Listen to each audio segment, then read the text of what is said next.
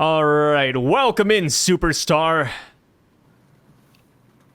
No words? Thank you. Oh, God. I was about to say, Yeah. is this like a rapper appearance at the pay per line? Now No, that you had I'm saving my 100K? voice. I'm saving my voice because I'm sick. You Ah, know I how it see. is. You know what else is sick, though, Par? What? Yamato. That was an amazing segue, honestly. The only way you would have been able to do a better transition is if you kidnapped some women, and in the background there's like people screaming for help. You're a kidnapper, just like that guy in the cover page. When I saw that, I was like, man, I thought we got rid of Orochi, like all this stuff. Like, how is there human trafficking back? And I was like we free Udon prison just for what? All these criminals? And I was like, what's the point of those Yakuza leaders? And then I remembered I was like, oh no, like kidnapping could just be like a singular one-off thing. And then I was like looking at the thing, it's like, oh, it's a woman too. And I was like, how often do you hear a woman kidnapping another woman? Like, Wait, what? well, at least it's not a woman, but like, okay, let me Is it a back up. woman? No, I was using the vision, and Okay. I was just like looking at the assets that this character had, and just like there's like a line, it looks like there's leggings, it might look like a heel, but most importantly, it's like that is a well endowed backside of the character. There's even Is like a little it? lump. Yeah, you What the see hell it? are you seeing? You don't see that bump, bro? What? No. Either that's What a are you soccer talking player- about? Look at that donkadonk, bro. Oh my God. Wait, this is one of those moments. It's like the blue and black dress versus white and gold. We're Wait, seeing different things. Okay, what do you see? Okay, so what I see is I see a very stocky man with a sickle and a top hat and like the like one white flashing eye. Because so what you think is a badonkadonk is what I thought was an extra arm going like this. And for me, I thought he was like hiding behind a tree. Okay, which way are they facing? They're facing towards us. In my perspective, they're No facing way. us. And in your In my perspective, they're running away. Yeah, they're Yeah, running no, away. I see it. I see both. That's crazy because I can't really see what you're seeing, but I will admit, and I said this on my stream. Okay, wait, that wait, the wait. top half Yeah. is weird. Yes, There- but there's here's the no thing. way This around is that. this is what I saw. I'm gonna do the exact pose. Let me see the camera. This is what I saw. Right? Match can't it do up. a Match it pose. up. Okay. That's what I saw. That's what I see. Like I Okay. just see like a really stocky guy with like an axe or something, or like I a can't sickle. do the pose for reasons, but I think people can get what I'm seeing, which is there's at the bottom Yeah, there's a yeah. leg straight down, and then there's a leg bent up and Yeah. over, and then the top part's like a shoe, and they're running away. And if you follow upwards, just like hip waist measurements, that is a wider hip set. And Yeah. and that's where I'm like, okay, it might be a lady. But then I looked at the top half and I was like, I don't know what the fuck is going on there. So maybe it's agree. Horselina. Like maybe that's who this is. Like I don't know. No, like, see, the only reason why I thought they were facing towards us is that if you look at their top half, there's like that Yeah. one white circle that doesn't fit in with like the dust cloud, and I thought Yeah. that was like gleam from their eye. Oh, see, So, like, my yeah. interpretation is that's the arm running, and it's just like obscured by the smoke. Huh? Yeah, Yeah. I can see both. Man, now I just see a woman now. Yeah. And so going, that's where I was like, that's wild, because I don't know in my entire life when I've heard like a headline, woman kidnaps another woman, unless it was like Maxine Galswell, whatever, the Epstein Giselle? lady. That one. Yeah. Giselle. Yeah, something She like was that. doing that. But like, for like that's like the one of one situation, and she's like the top of the game, you know what I mean? Like Yeah, she's like a that's- Yonko of the underworld. Exactly. If anything, yeah, she's like Stussy, like the queen of Hear me out Pleasure though. District. I actually do think this person, I mean, if they're like actually significant, I do think they might be tied to a Yonko. Ooh, I know, right? So back during Odin's flashback, which, first off, I think Yamato's journey thus far has been, in a way, a parallel to Odin's journey, but to a lesser extent, right? Okay.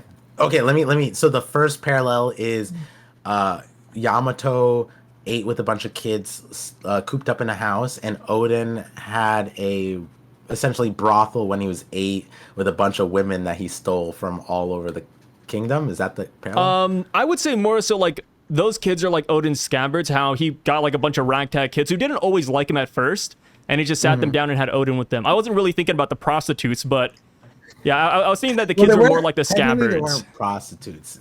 Oh wait, actually, because this one could parallel because like they were just people's wives that Odin just happened to be Yeah. with. They were there willingly, right? So right now Yamato has a lady who's willingly going with her. Oh, So well, I was more so thinking about Toki.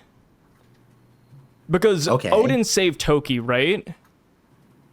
And Toki was running away from kidnappers. Oh, you're correct. So Okay, that's kind of where I'm okay. going with this. And the person who actually tried to kidnap Toki ended up joining Whitebeard's crew later on as an allied captain.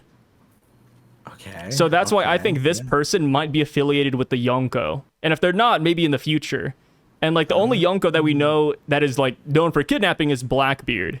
So that's kind of where I'm going with this. Like, and that's only if this is a significant plot point, right? This could just be like a one-off thing, but How about this? yeah.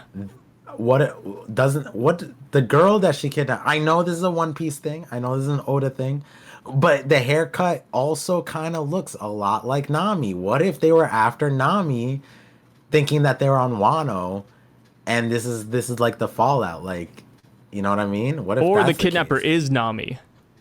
And Ooh, Nami on that every cat island been burglar killing strikes people. again. Yeah, yeah. Yeah, imagine every island we go to just missing women just left and right, and it's just Nami, the serial killer. Caribou 3.0. Yeah. Huh, Someone yeah. okay, It's someone kind of super interesting. chatted.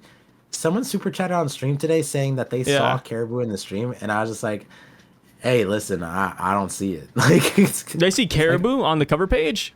yeah, and I was like, "Where?" No, I don't see it, brother. Yeah, me either. Maybe I it's just like one wanted of to- those Where's Waldo thing, but I don't see Caribou here. Yeah, yeah. I just wanted to run that by you. Yeah. I mean, well, Yamato's on their way to their second destination, Curry. And man, this journey is it's taken a while, man. I feel like this could be potentially one of the longest cover page stories we would ever have in One Piece if it keeps up this pace and if Yamato travels everywhere. It is, but at the same time, I feel like a lot of the cover stories start out super slow, and then Oh, they yeah. just kind of just like all of a sudden it's just back to back. Here's Caesar throwing out ganja at Katakuri, like what? And then the next chapter, Cracker is dead, like, and then Kuzan is like, it's just, yep, we stole your sister. Like, what is happening? But actually, that's kind of interesting, right? Because we had Blackbeard send Kuzan to kidnap a woman from an ex-Yonko territory. Big Mom, this is an ex-Yonko territory in Kaido. So, but I mean, obviously Pudding versus whoever this person is. But hey, there is more parallels. Yeah. That's interesting. Yeah, I really wonder who this kidnapper is. And like you said, right? Like they just defeated Orochi, they just defeated Kaido. Like it's crazy that they're going back to crime this soon. All right? Like I'd be like, Yeah. "Hey, give it a year before we start kidnapping people again," right? Let's not forget that we already have kids into crime already. Almost gang crimes too. They grouped up and they had a whole thing. They were stoning women. That's wild, right? Yeah, they were just throwing rocks at Yamato, dude. Anybody that passes by, well, not anybody that passes by, but you know, they were doing it though. That's like one of the craziest gang initiations I've ever heard of, honestly. And that's Yeah. coming from me where like by my college there was kids hiding in the cars and slicing people's heels. Like the heels of their feet or like the heels of their Yeah, car? their ankles. Their ankles. Oh. As they got into the car, they What yeah, our school that's put so out a warning. specific. But you know who else is quite the character, Par? Who's quite the character? Vivi. Oh yeah. Oh God, yeah. man, if I was Big News Morgans, there's a slight part of me that would want to turn her in. Oh, I thought you were gonna say Smash. Oh no. Oh no, come on, Par. Decorum. But Decorum. where did she get that dress? Like Morgan's had to have had that dress on deck. No. From what I recall, it was either an SBS or something. It was like I remember reading it, but apparently like one of the girls in the Wii news station that loves Vivi gave her clothes. It might be the girl that's fangirling in the background. Right. Was that in the manga or was that a SBS? I think that's SBS. Oh no. That is in the manga. I think in the first 1074. The girl in the background says she actually borrowed my clothes. I'm never washing them again. Yeah, you got it. Wow, word for word. And it's the same girl we see in the background in this chapter as well. Yeah. So yeah. Yeah, Vivi's getting all the free clothes, man. She's flexing the Alabasta clout. Sponsored by Wii News. Yeah, sponsored by Wii News, the hottest DJ of the sky. It makes you wonder what this girl was doing with this dress. What kind of events is Morgan's having on this ship boat? I mean, she's like a reporter, right? Like maybe they go to like galas or something. You know, she's interviewing like the top models of the One Piece verse. Yeah. You never know. That's a good one. That's a good one. Wow, I'm reading the TCB translations the first time. I didn't realize one of the first things Vivi says to Morgans is, "What's wrong with you? You overgrown, squawking liar."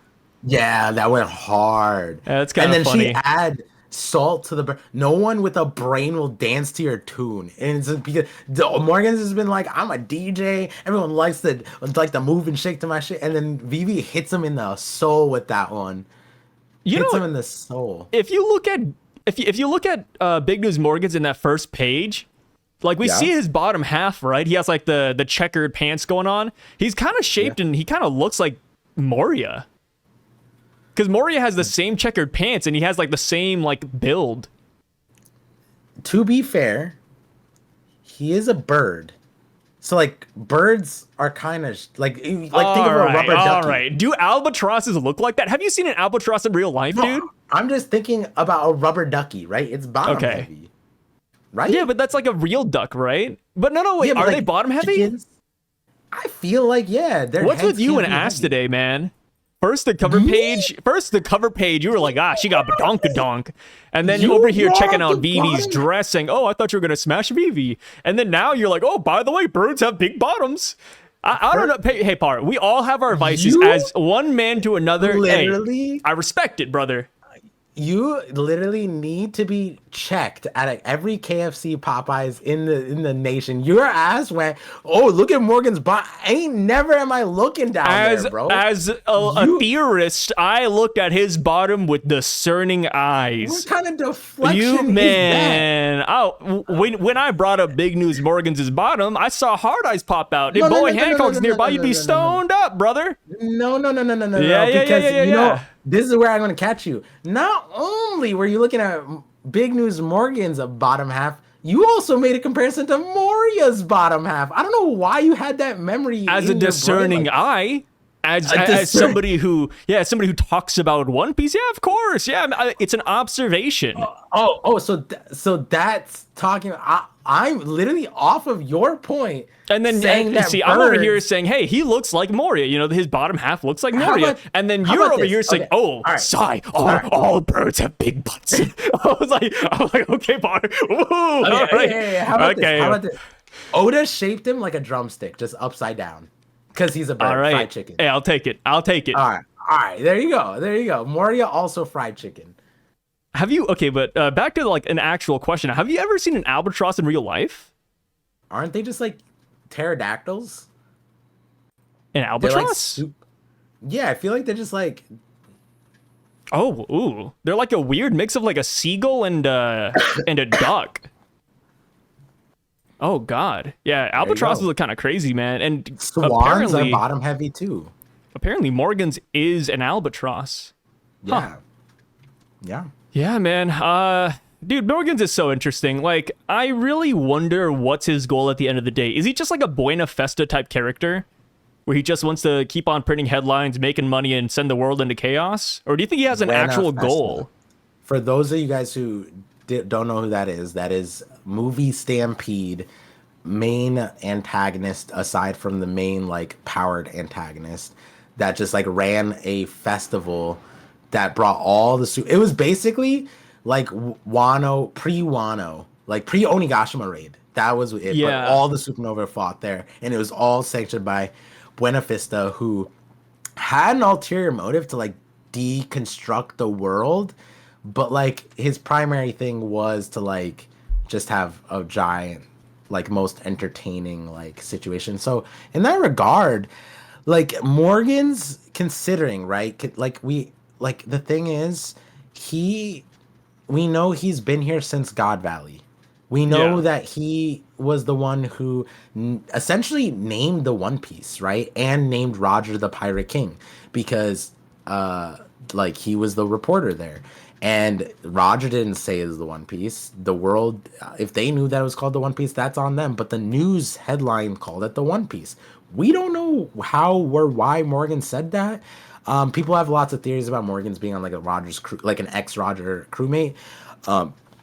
I could see it. It doesn't have to be. But that being said, like Morgan's is like I think my last 3 theory videos, if not 4, all have a huge Big News Morgan's like emphasis point because he's so powerful.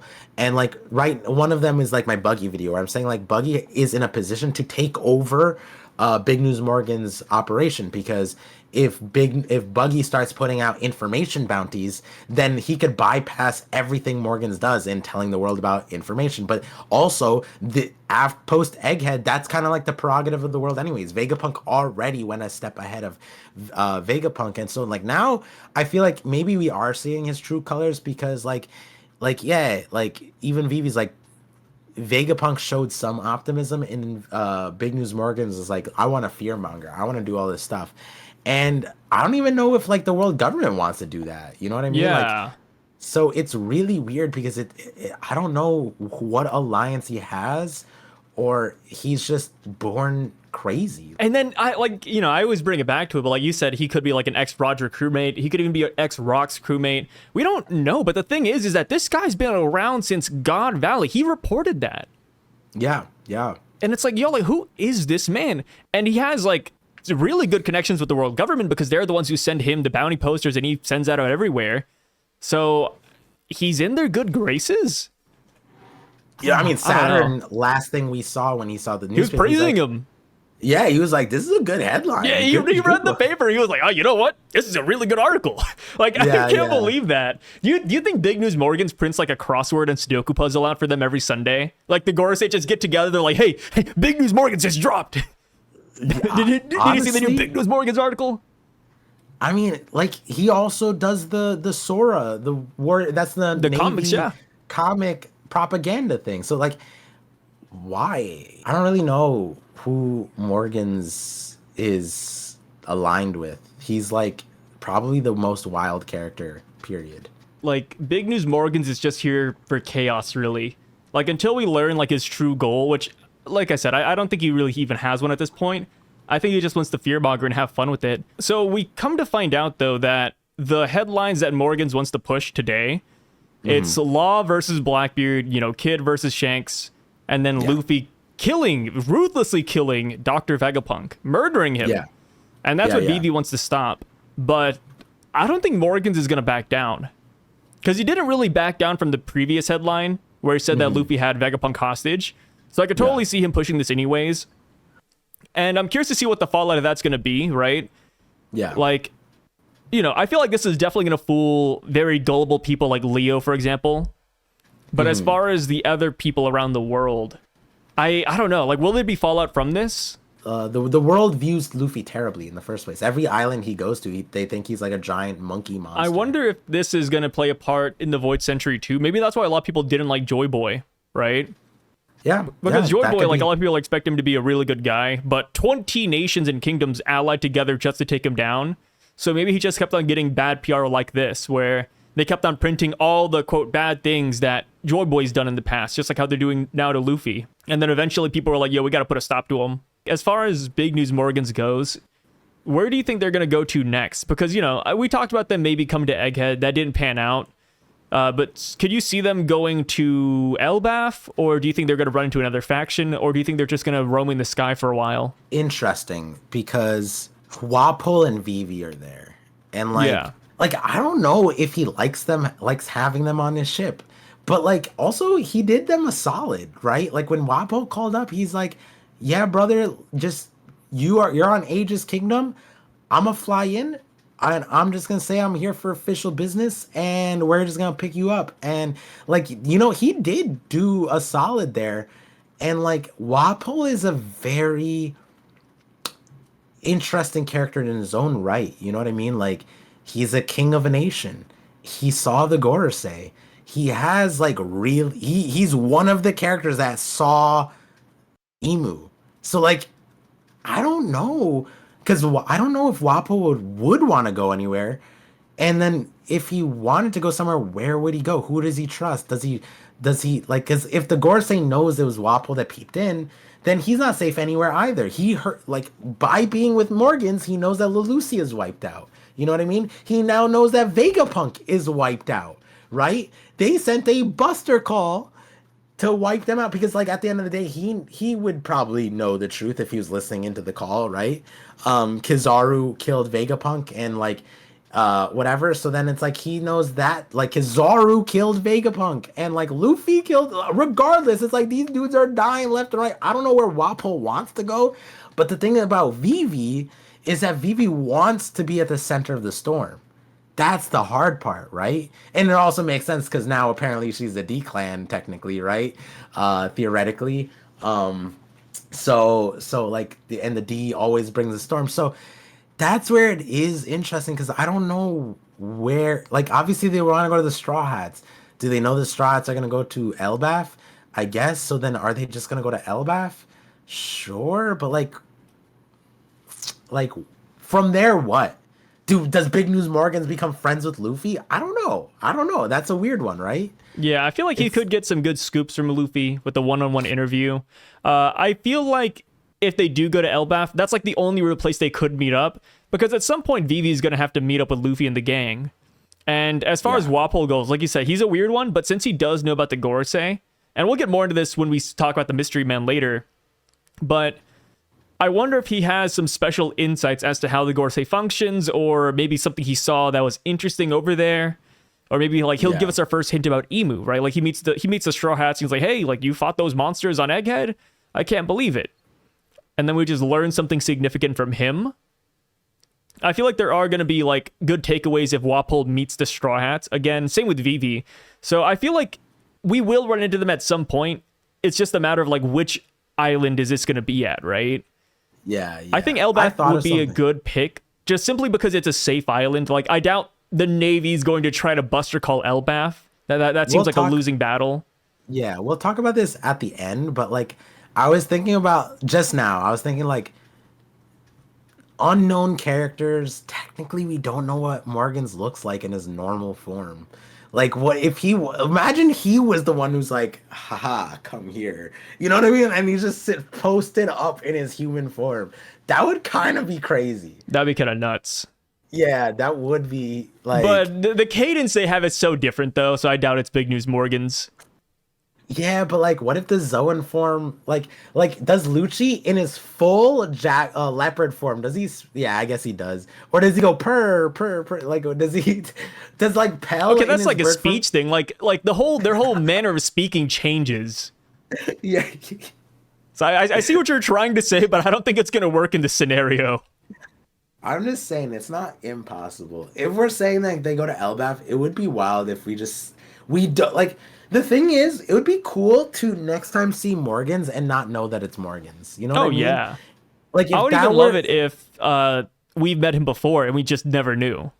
Yeah, something along those lines. Like if Oda's gonna do this thing where, oh, by the way, he's just always been in his full Zoan form, then I would love it if we got introduced to a whole character. And then later we're like, that was Morgans this entire time. It's like, what? That was what? Yeah, it's hard to get that now though. Now that he has Vivi and Wapol, because it's like he'd have to pull like a Clark Kent Batman situation where he's just changing outfits, hiding in public, but also making it back to where Vivi and Morgans doesn't suspect a thing, but also like he's over here and then Luffy's over here and he just has to make that distance and that trip. It's like, yeah, like, it's too late for that, I think, unless he drops off Vivi and Wapol. Then I think we could get that later. But as of now, like that's... The thing is, that'd be his a setup stunt. is kind of cracked, though. Like the thing is, they would never know. All he had to do is jump off his ship and just transform afterwards. And then the other people just like he just jumps off of a cliff and then transforms into the No, bird. no. What I'm talking about is like, but wouldn't like Vivi and Wapol be like, huh? We're on Elbaf. Isn't this where Straw Hat Luffy is? And then I feel like if they just talked, this whole thing would be solved. Like the Morgan thing wouldn't be a mystery anymore if they just communicated. Oh, weird. Like Morgan's just left. Oh, where are we? Oh, we're off the coast of Elbaf. That's weird. Here's a question: Does Morgan doesn't want Vivi here, right? I don't think he cares. It sounds like she's just a freeloader Like, right now. He's really annoyed. He's really annoyed here, right? Yeah, he's really annoyed. But so my question is, does the annoyance outmeasure her value of being there? Does she have value being there? I think she does. With him? She's like a key player, right? She is, but like at this point, isn't she more of a liability? I mean, I don't think Morgan cares about that. I mean, he fought off CP0 just to print a headline.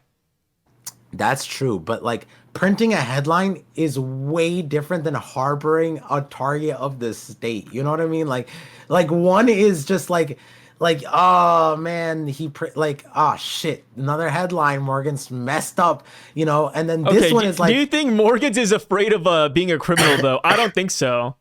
Like he even posted the whole thing about Luffy against the world government's wishes. So I don't think harboring a criminal is going to be like Morgan's is Butchall put, where he's like, I got to get rid of her. I can see him getting rid of her because she's annoying, but I don't think he would get rid of her because, oh no, like the world government's going to hate this. Right.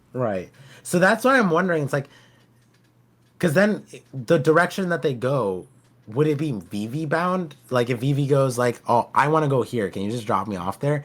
Is that the case, or is it Wapol bound, or is it Morgan's bound? I feel like it's more Vivi and Morgan's bound, and I don't know, like, which one, who cares more? Or maybe they both just align up and they want to go to Elbaf. Like, I'm not really... Or maybe Morgan's is just going to turn her in. Maybe there's a lot of money to be made if he turns Vivi into Emu. Yeah, see? That's what I'm like... Yeah. But even then, I don't think it's because he's afraid of harboring a criminal. I think it's just like, hey, this is chaotic. Let's do it. And plus, maybe they promised him like a exclusive interview with Emu or the Gorosei. Dude, he would kill for that. Yeah, because Emu ordered the Gorosei to get Vivi. So like, if the Gorosei asked Morgan, hey, where's Vivi? I'll pay you like 15 billion berries. And then he's like, oh, shit, bro, here you go. You know what I mean? Like, you know, like, does he care? I don't think so. That'd be cool. That'd be cool if like he shows up to Marie's Raw and he transforms and he's like a holy knight or something. Which I don't think he is, considering how often he's betrayed the world government, but that'd be kind of fun. Yeah, that's where I'm just like when you ask me, I'm like, where do they go next? I'm like, oh, shit. There's a lot of good options. There's a lot of good options, but then there's also like everything is kind of like also like there's no like none of the options are strong. Because we don't know much about Morgan's. Yeah. That's the real like crux of it, right? We don't know a lot about Morgan, so it's hard to predict what he's going to do. Do you think before Elbaf we like stall out with like Morgan stuff? With Morgan specifically, no. I feel like we will get Morgan's, but Morgan specific, nah. I think if we see more Morgan's, it's gonna be like, you know, a page, 2 pages here, and then that's it. I feel like we're going to catch up with so many different people that Morgan's might not take up a big spotlight yet. The reason why I ask that is because after every other arc, what we get is Morgan's, but from the perspective of his newspaper and everyone reacting to it. Technically, like, aside from this news, Vegapunk gave the crazy news and we saw the reaction, so maybe...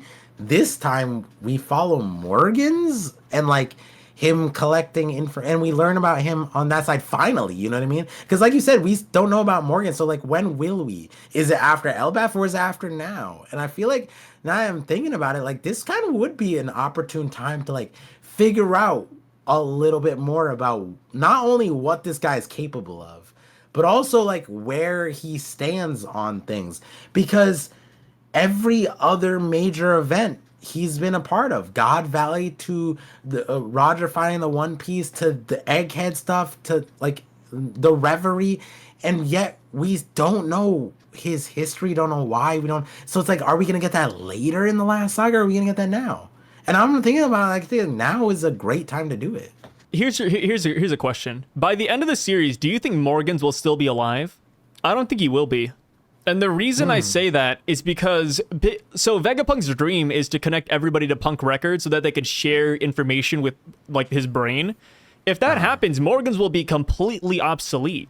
Morgans is the DJ of the news.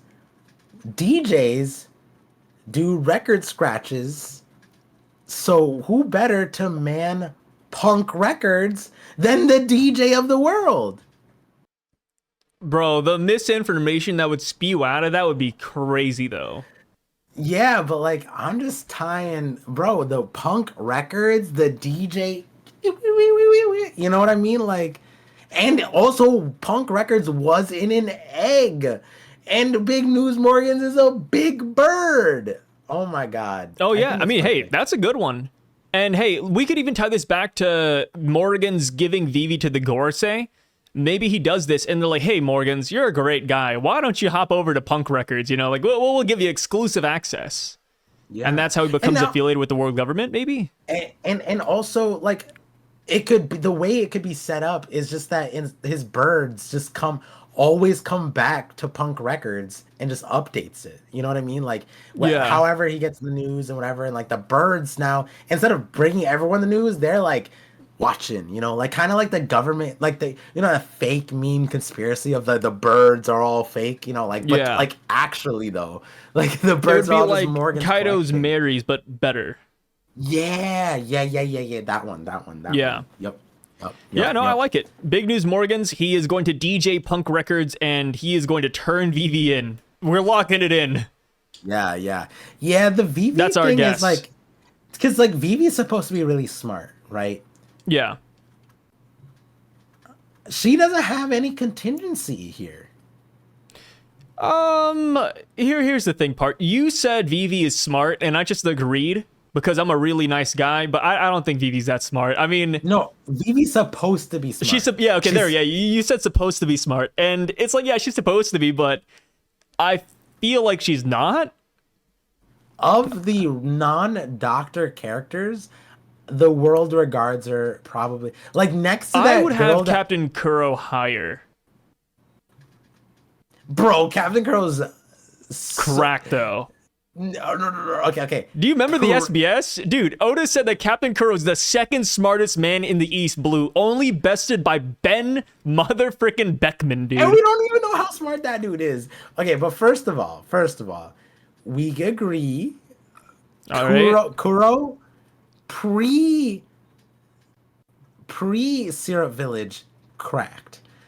Kuro Syrup Village, a lot to be desired. He's just rusty. That's all it is.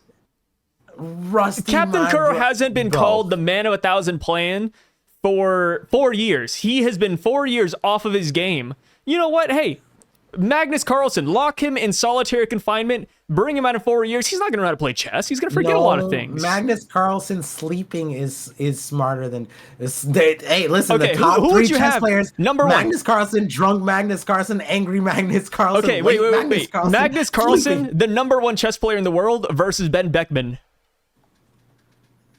We've never even seen the guy. I don't know. We've never even seen Ben Beckman. Ben Beckman at this point is Dr. Disrespect playing against God knows who on the other side. Have you? So you're almost up to date with One Piece, right? The anime. Yeah. Did you watch the the Kid in Shanks episode? Yes. The Ben Beckman voice is so funny. I don't know if they changed his voice actor in Japanese or if something happened to him, but he sounded. Huh? What does he sound like? I don't know how to do, like, he has like one of those like smoker boxes. That's kind of what it sounds like. It's like he's like, you saw a bad future, Shanks. Like, it was kind of like that. And when I went to the comment section of the anime, I didn't even notice it at first, but everybody's just making fun of Ben Beckman's voice. Yeah, he sounds decrepit. Dude, it's because One Piece, man. It's been going on for 27 years. These actors, they're aging. Yeah, also, he's older than, like, in the story, he's like way older than Shanks. Yeah. Right? I believe he's so. I think he's like 20 years plus Shanks. yeah. So it's like this guy has been waiting for whatever Shanks has been doing. You know what I mean? Like I think he's like Jinbei, Let me low key. see. Shanks is He 39. is Ben Beckman's 50. 40. 50? Yeah, he's 50. He's 50 How old years is old. Jinbei? I Jinbei think. is 56. You want to say 56? Okay, here, let me see. Jinbei There's is. no way he's in Oh no, dude. Ben Beckman's in his older than 40s? Jinbei. Yeah. That's what that's what my Jinbei. instincts are telling me. But how absurd is that? He is Does that feel 46 real? years old. Yeah. That doesn't feel real. I was, oh my god, I knew there was a six. I knew there was a six. I was like, Yeah, 46, you almost 56. got it. You almost got it. But I was like, there's no way he's younger than Ben Beckman. But like Jinbei, like that's what I'm saying, dude. Where do we get that Ben Beckman is smart by any metric? And now his voice Hey, actor just is Oda. decrepit. Oda said And it, then, you know? but Jinbei's out here like Maybe when we meet Ben Beckman, imagine this, right? We get to the end of One Piece, and then Ben Beckman walks out, and he says exactly like how I planned it. Imagine that happens, and then we get a flashback, and he's kind of like Aizen from Bleach, where he like orchestrated everything: Luffy's conception, Garp in the military, Emu taking over the world for 900 years. Ben Beckman is that guy. Imagine that. He walks up, he's like, ah, yes, everything went according to plan. That'd be so awful, but so funny. I think I'm seeing it now. Is this the Psy Vision? Oh my god. This is the Psy Vision. This is so crazy. This is probably the best theory you had. Yep, you know it. Ben Beckman is Ben the Beckman master is of all. Yeah. Aizen. Holy Call him shit, Magnus guys. Aizen. Magnus Eisen's crazy. Yeah. Yeah, dude. I can't even. Yeah, dude. Hey! Don't tell anybody about this one. This is a secret theory. Yeah, Mum's the word. Yeah. So don't let Netflix get a hold of this. The next thing we get is Egghead Island, and we see that Sentomaru is sailing away. You know, he's crying. He's got a barrel and what seems to be a bag with him. And this does remind me of Robin leaving O'Hara. You know, you got the burning island in the background, the really sad rowboat, the tears, even the same like bowl cut. Yeah. But sorry, I jumped a little bit. Can no, go ahead. The dialogue, like between Akainu and Kizaru, like. Who do you want to play? You know, you get preferential here. I will be Akainu. Okay. Okay. We'll start with the first page. So it looks like I have a lot of lines by myself. Come in. Yeah. Don't tell me everyone's dead. Wait, I didn't even read that. Wow. He thinks everybody's dead because nobody picks up the phone? What if they're just using the bathroom, dude? What happened? Egghead Island. Gotcha. You're awful loud, huh? Why are you the one picking up Borsellino? What happened to the others? They're all laid out and foaming at the mouth. What? What's going on with Saint Saturn? Oh, is he safe? Sorry, I have like bad eyesight, guys. I apologize. Is he safe? What about the power station? Did any of the targets escape? I'll let the youngsters give you the details when they're up. You better not be slacking off again, Borsellino. Hey, Sakazuki. I'm curious. Have you ever had to kill your best friend? ... We can skip like the... We can skip that. Okay. You think I'm slacking off, Sakazuki? Well, if you got the time to be doubting me... Oh, no. Well, if you've got the time to waste doubting me, come and see for yourself, you damn ingrate. Oh, that was my bad, brother. Just watch your mouth. What a beautiful rendition of this scene. Give it up to Par, guys. This is the power of a 100K sub YouTube channel. The Par Vision is back at work. I'm also sick, so I'm method acting the sniffling. Yeah. Dude, tomorrow your voice is going to be shot. I can already see it now. Oh yeah, You're nailing it in right here, dude. You're making the bed in the coffin. You're about to lay in that, brother. Tomorrow when you wake up, you're gonna be gone. It's over. It's wrapped. This is Yeah, like, and the thing is, like, normally I would be able to do Kizaru, like, not faithfully, but normally. Yeah, But this sometimes I is mistake you probably, for Kizaru. yeah, because I'm so slow speech wise Oh, I and was about to say because of heavy. the glasses you had earlier. Oh, true, that too. Oh Yeah, yeah, shit, I yeah. should have had the Yeah, you glasses should have the on. Damn. glasses on, man. Ah, damn. It's okay. But like realistically, right? This is like the most emotion, not just from Kizaru, like of characters in Egghead. Like I can't Yeah, top 10 off the top of my performance, man. head. Like the only person's like Vegapunk, but like that's fine, makes sense because he was dying. Like he got stabbed in the chest. No shit, he's gonna be crying and like, and then some guy he thought he murdered showed up to save his daughter, and then he watched as his exact nightmare scenario where Kuma is murdering that daughter, and so he's like, "Ah, I have this plan," and meanwhile he has a hole in him, and it's like, of course he's gonna be emotional. And the next person is Kizaru. The guy wakes up, all his friends are dead.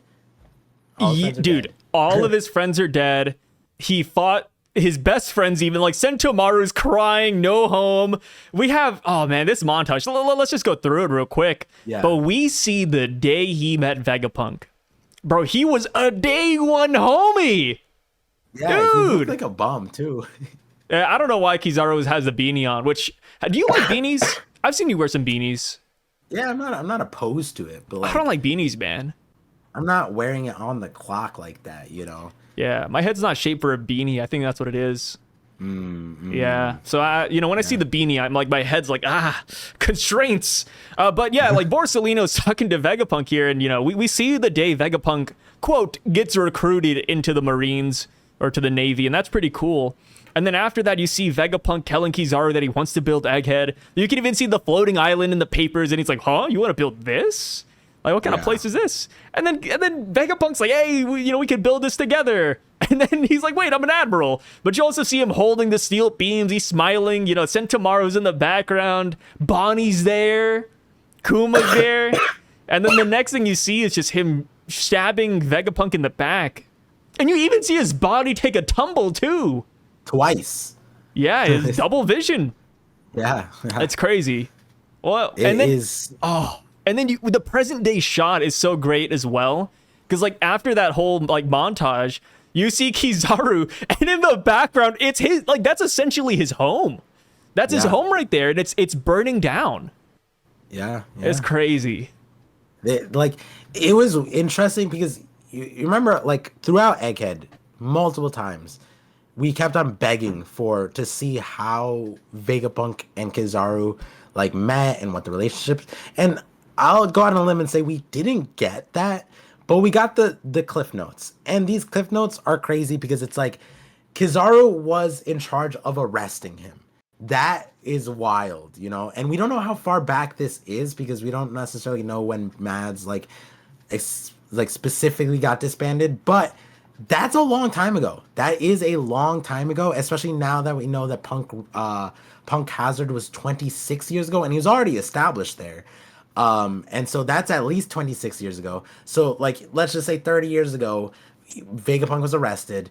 That was this moment. So 30 years friendship started off. Kizaru's not. He doesn't like. Look at what he says. He doesn't say any rank. He just says, "I'm with the Navy." This might as well just be like Kobe meeting like the smartest man in the world and then becoming friends. Like that's like he doesn't say he's a vice admiral. He doesn't say anything. He just says, "I'm with the Navy." So that's wild. And then the next thing is he's helping Vegapunk move in.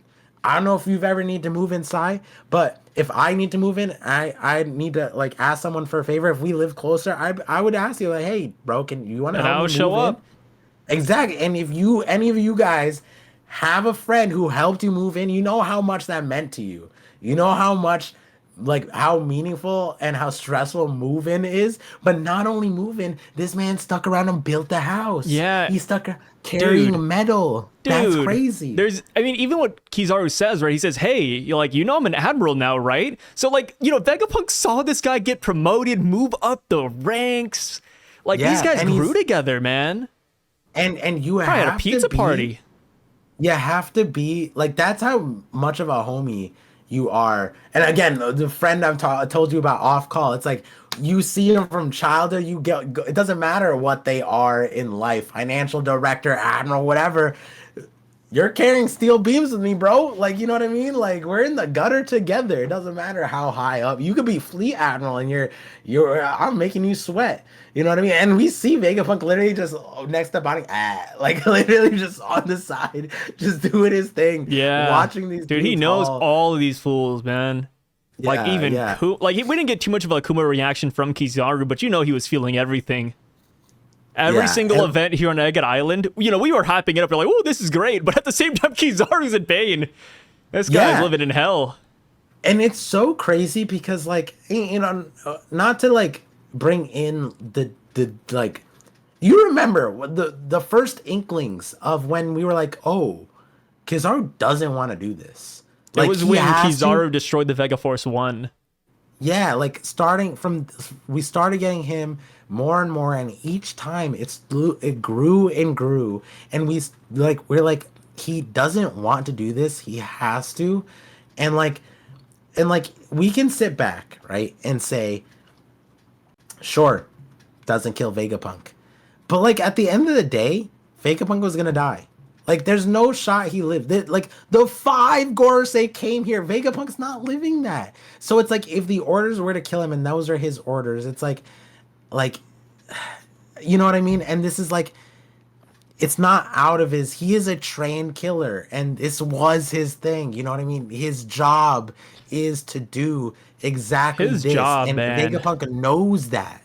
In a way, Vegapunk betrayed Kizaru from what we know right now. And it's like, Yeah. there's so much pain on all sides. And it's like the title of the chapter wrapping in, because I went into the chapter, I was like, best friends. I'm like, dude, this is such a crazy chapter. I'm like, I want to see You're a like, bunch oh, of it's homies. Usopp, Dorian, Brogy. Woohoo! Yeah. Best friends, let's go. Not that. But like, you know Usopp what I and his mean? Like, masters. I went in the chapter, I was like, yo, feels good. And then my man Kizaru hits me with the, have you ever killed your best friend? And then we see they're actually like, if I were to not measure, but if I were to like think back on my best friends, it's these moving in, moving out, building shit together. You know The what I mean? tongue Like, out. Yeah. Come getting on. into trouble. You know what I mean? Like betrayal, like, you know, not betrayal, but like, you know, sometimes you and your friends get into shit and then you overcome it and you're even more best friends. And you I know? want to back up what you said too, right? You said that Vegapunk in a way betrayed Kizaru. That is factual, because back when Vegapunk contacted Kuma, you know, like they eavesdropped into that, you know, like the Navy found out, the world government found out. And then Kizaru, the first thing he said was, hey, Vegapunk, you gotta be careful, man. There's Den Mushis in here. What are you doing?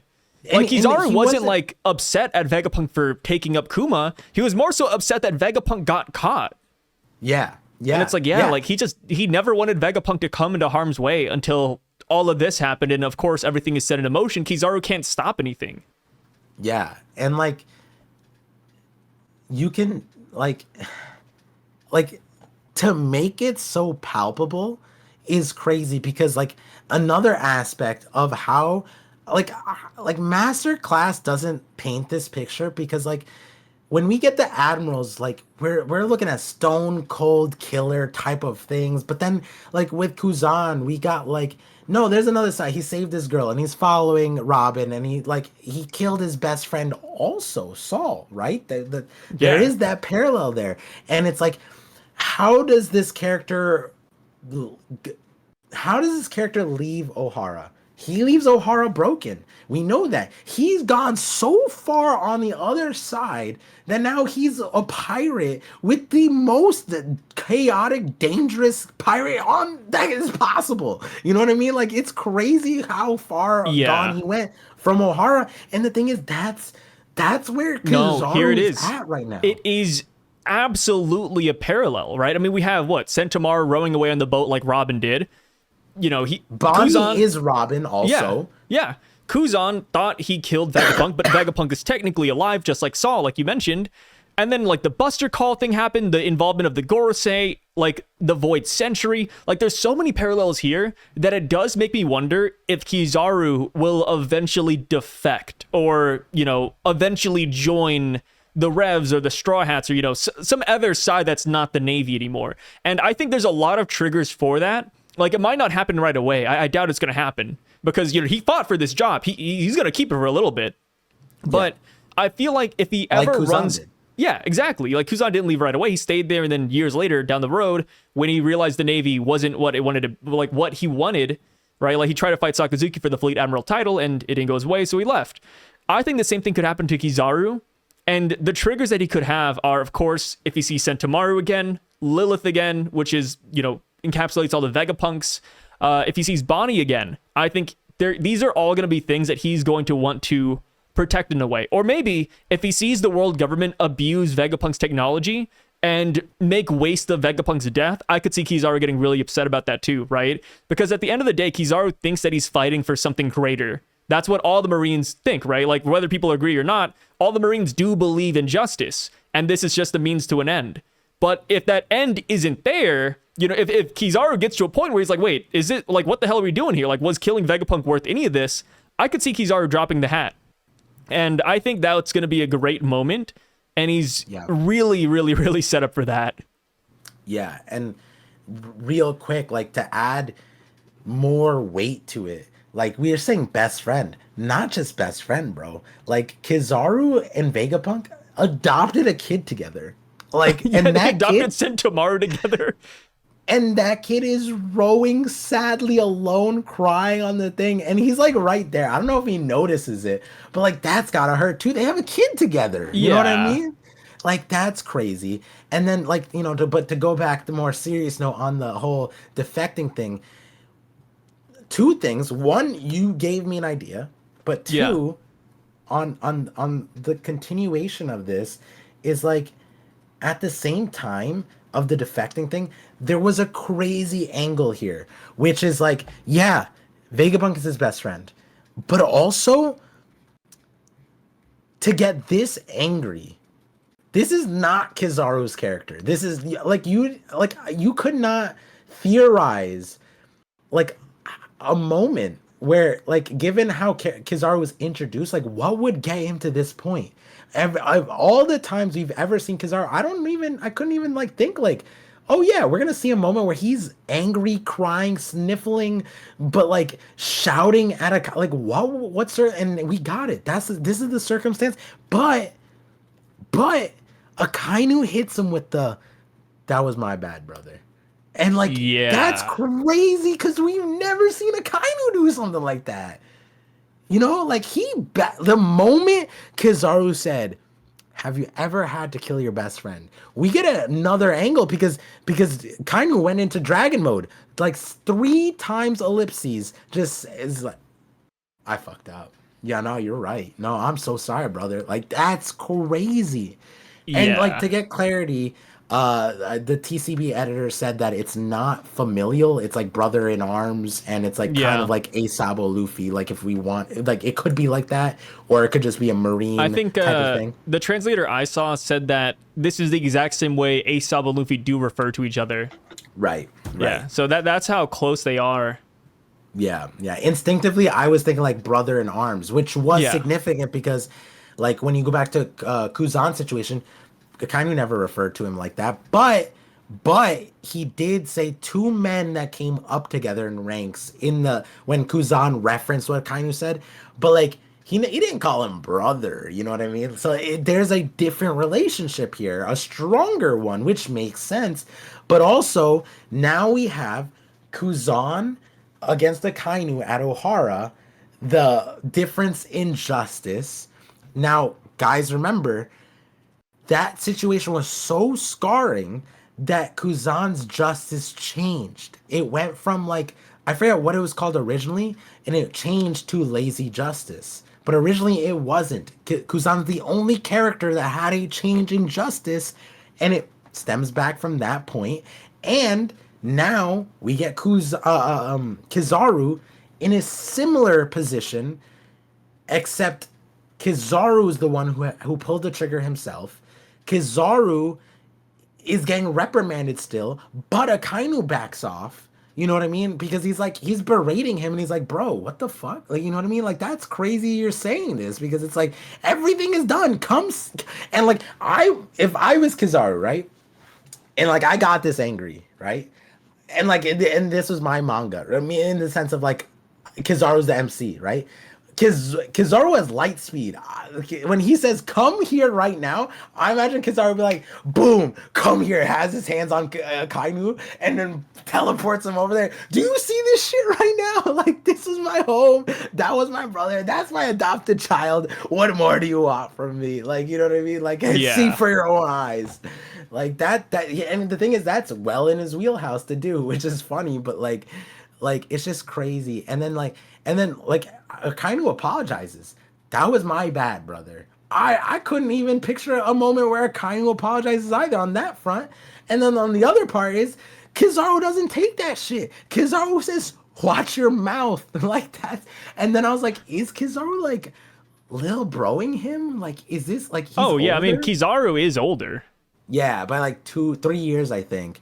And so it's like there's so much interesting dynamics that were like shown off here.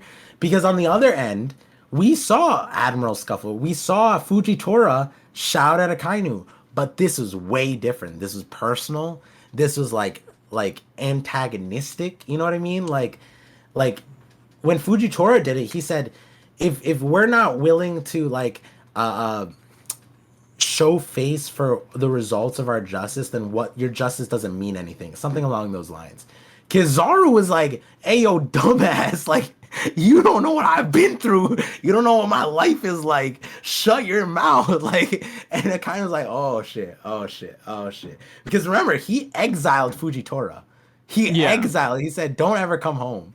Don't ever, I don't want to see your face." This is a completely different situation. He said, all right. I'm so sorry, buddy. I'm so sorry. So like It just shows how close they are, man. Yeah. So the best friend thing is also crazy because like to call him brother, right? And this isn't Kizaru calling him brother. This is Akainu calling him brother. That is also massive. This whole pocket of like 3 pages or whatever it is so deep. And it concludes like all that turmoil that Kizaru had throughout the arc, where we like everyone stitched it together. Where Kizaru was like, "This was it. This is the boiling point." Kizaru was like, "Please, I can't see this shit anymore. Stop it. And now he's like, "Come see it for yourself, Akainu. Come right now." And like, I want to say 2 other things, but they're kind of like derivatives. So like, if you have anything, and then I want to say the other things. Oh no, I mean, I was just gonna say this is just like the Garp situation too, right? Garp didn't save Ace at Marineford, and he felt really bad about it afterwards. Like, dude, it ate him up.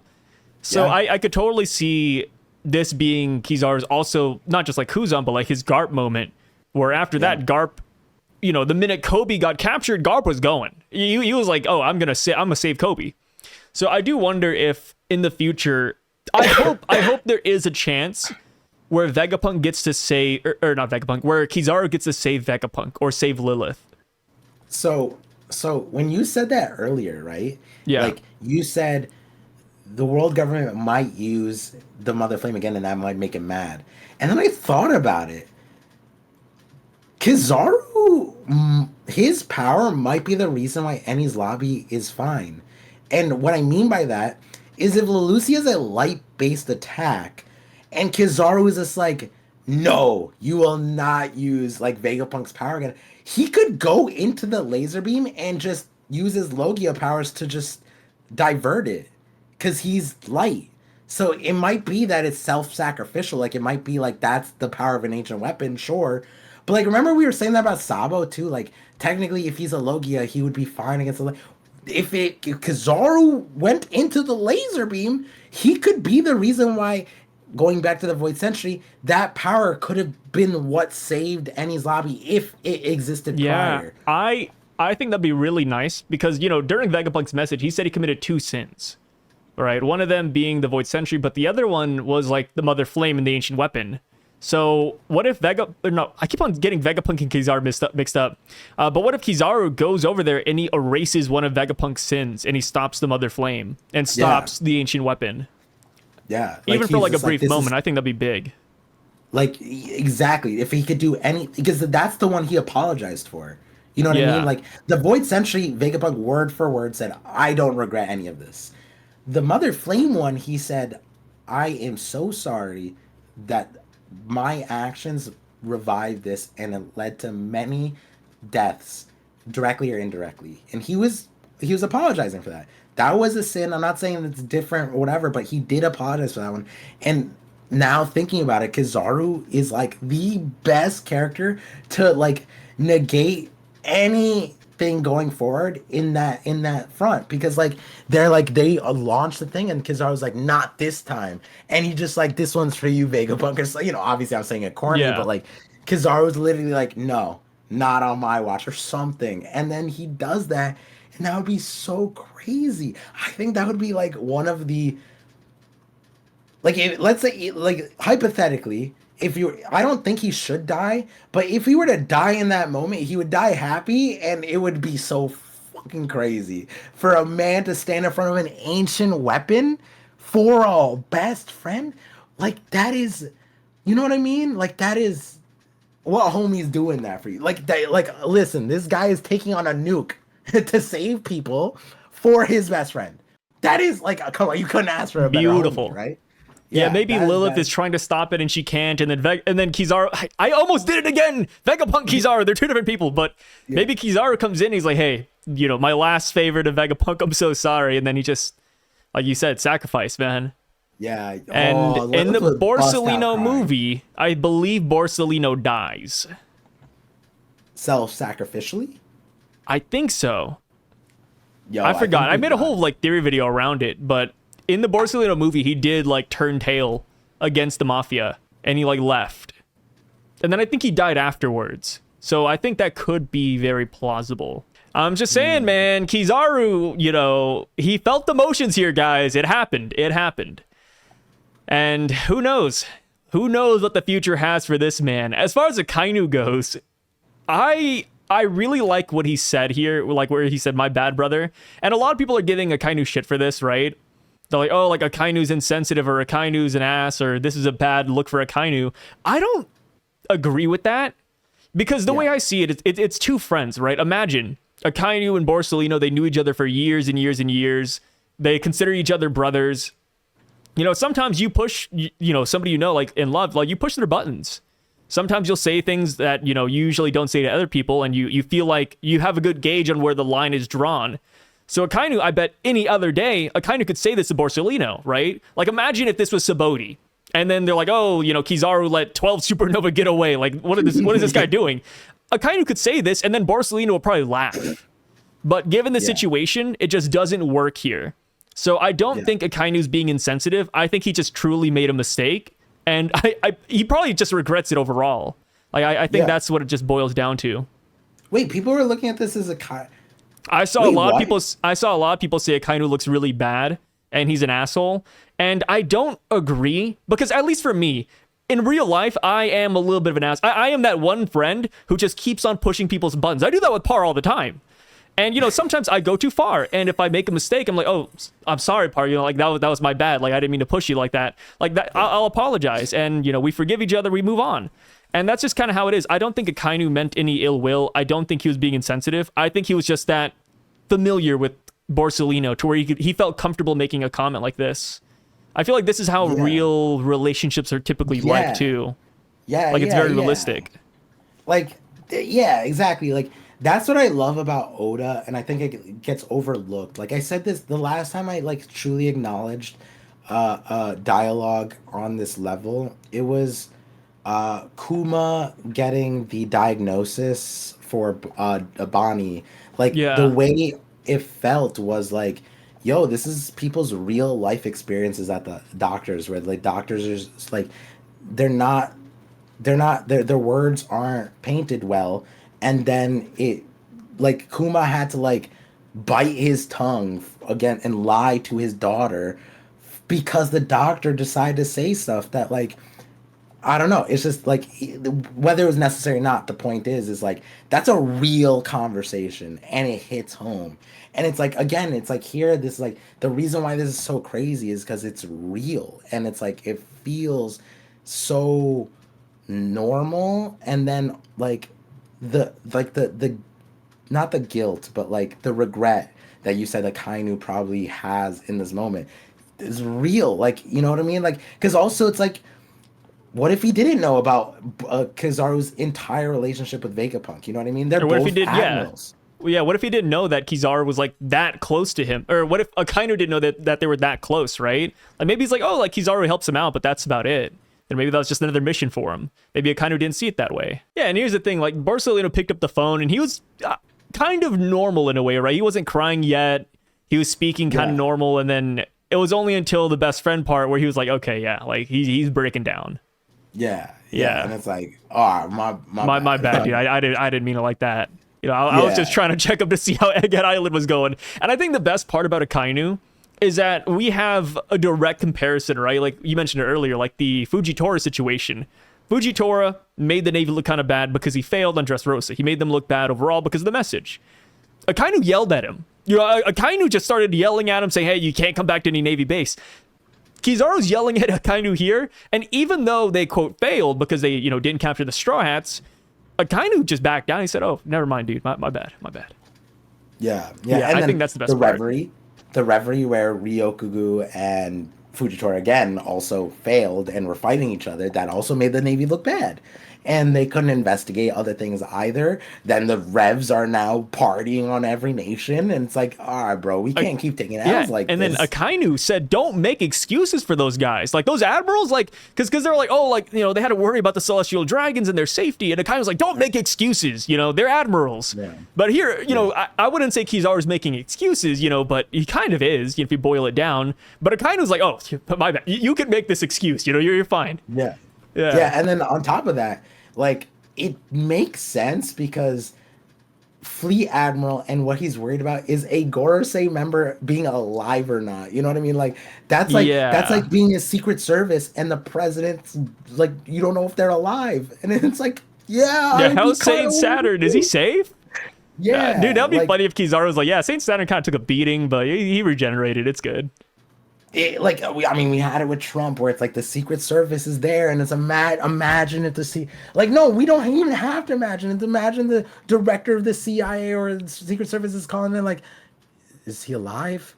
Is he okay? And then I mean, hypothetically, Kizaru's there and the shooter is his best friend, and it's like, why are you doubting me? Of course he's fine. Blah blah. You know what I mean? Like I'm not saying it's the exact situation, but like that's the point, the prerogative of. This is the objective, and it's like like not even just the candidate now. It's no, this is a sitting god of your world dying in your watch. Like, that is stressful. Like, imagine being the leader of the world and you let a god die. Like, oh no. So right before we hop into the Straw Hats, though, one good question I want to ask you now is Sentomaru, because I kind of glazed over this, but where do you think Sentomaru is going to go? Like, do you think he's going to find a home with, like, Neo Mads, the Revs, Buggy, or just be his own guy, like, you know, Bellamy? And do you think he has the Cloudloft technology? Like, what do you think is in those boxes? Or is it just, like, his belongings, like a hobo? You know how sad it would be if he went to Elbaf? Just, like, the lone strike. Like, everyone else went, and he's just like, hey, guys, I'm coming too. I don't know where else to go. Yeah, that's so funny. Yeah, because imagine he like looks at Elbaf and they're all celebrating, and Sentomaru's like, just look it up. Like, they forgot about him. They moved on already. Yeah, and like I don't know. Sentomaru is like a worse version of Morgan's in that sense, where it's like, brother, he could be fighting bears, right? Like where he began. Maybe he goes back to his. You say roots. A worse version of Morgan's? Like in the sense of like Morgan's, we don't know where Morgan's gonna go. But Morgan's is a more important character, so we actually care to talk about it. Whereas Sentomaru, it's like, I like Sentomaru. He's a good guy, man. He's wholesome. All right, fair. Like, the thing is, I want something good for him, but like, where can he go and who does he know? His dad killed his other dad, and then like he has a barrel and an axe, and like, and he was a part of the Navy, but no more, and like. He was Vegapunk's bodyguard, so that's why I'm like, maybe he goes to Elbaf, because if he was bodyguarding correctly, then he would be in the... How old is Sentomaru? Isn't he young too? He's be pretty young, yeah. I think he's like Luffy's age, right? One Piece Sentomaru. As far as what's in the barrel, though, Yeah. the technology could make sense because that's where he was. But like, how would he know? He's You know? 34. Oh shit, that's old. Yeah, he's not as old as Luffy. A little bit older. Damn. Yeah. Not as young as Luffy. A little bit older. Oh, yeah, The yeah. ba- Sorry. Edison, like where Sentomaru was, Edison was in the thing. It could be that Edison told Sentomaru to take this, and if that's the case, Sentomaru might go to the Revs. I like the Rev idea a lot. Yeah. I don't know. Because they also have a scientist, that being Lindbergh, so maybe he could put it to good use. Yeah, and I don't know, like, why, like, where else he would have ties, because, like, again, he's tied to Vegapunk. And so it's like Neo Mads, but like, why? Because that was before Sentomaru, so then, oh no, that's not before Sentomaru. That could be, because if he's 34 puts us 4 years after God Valley. Punk Hazard was 26 years ago. Wasn't God So- Valley's 40 years ago? 38 years ago. Oh, 38. Yeah. Yeah. Because we learned about that after time skip, so we don't have to add 2 for that one, I don't Yeah. think. But yeah, so Sentomaru, how old? Sentomaru was like 8, right? So then it's like right around Punk Hazard would have been when, like, when we saw the flashback with Vegapunk and Clover. That's like around the time Sentomaru comes in, I guess, right?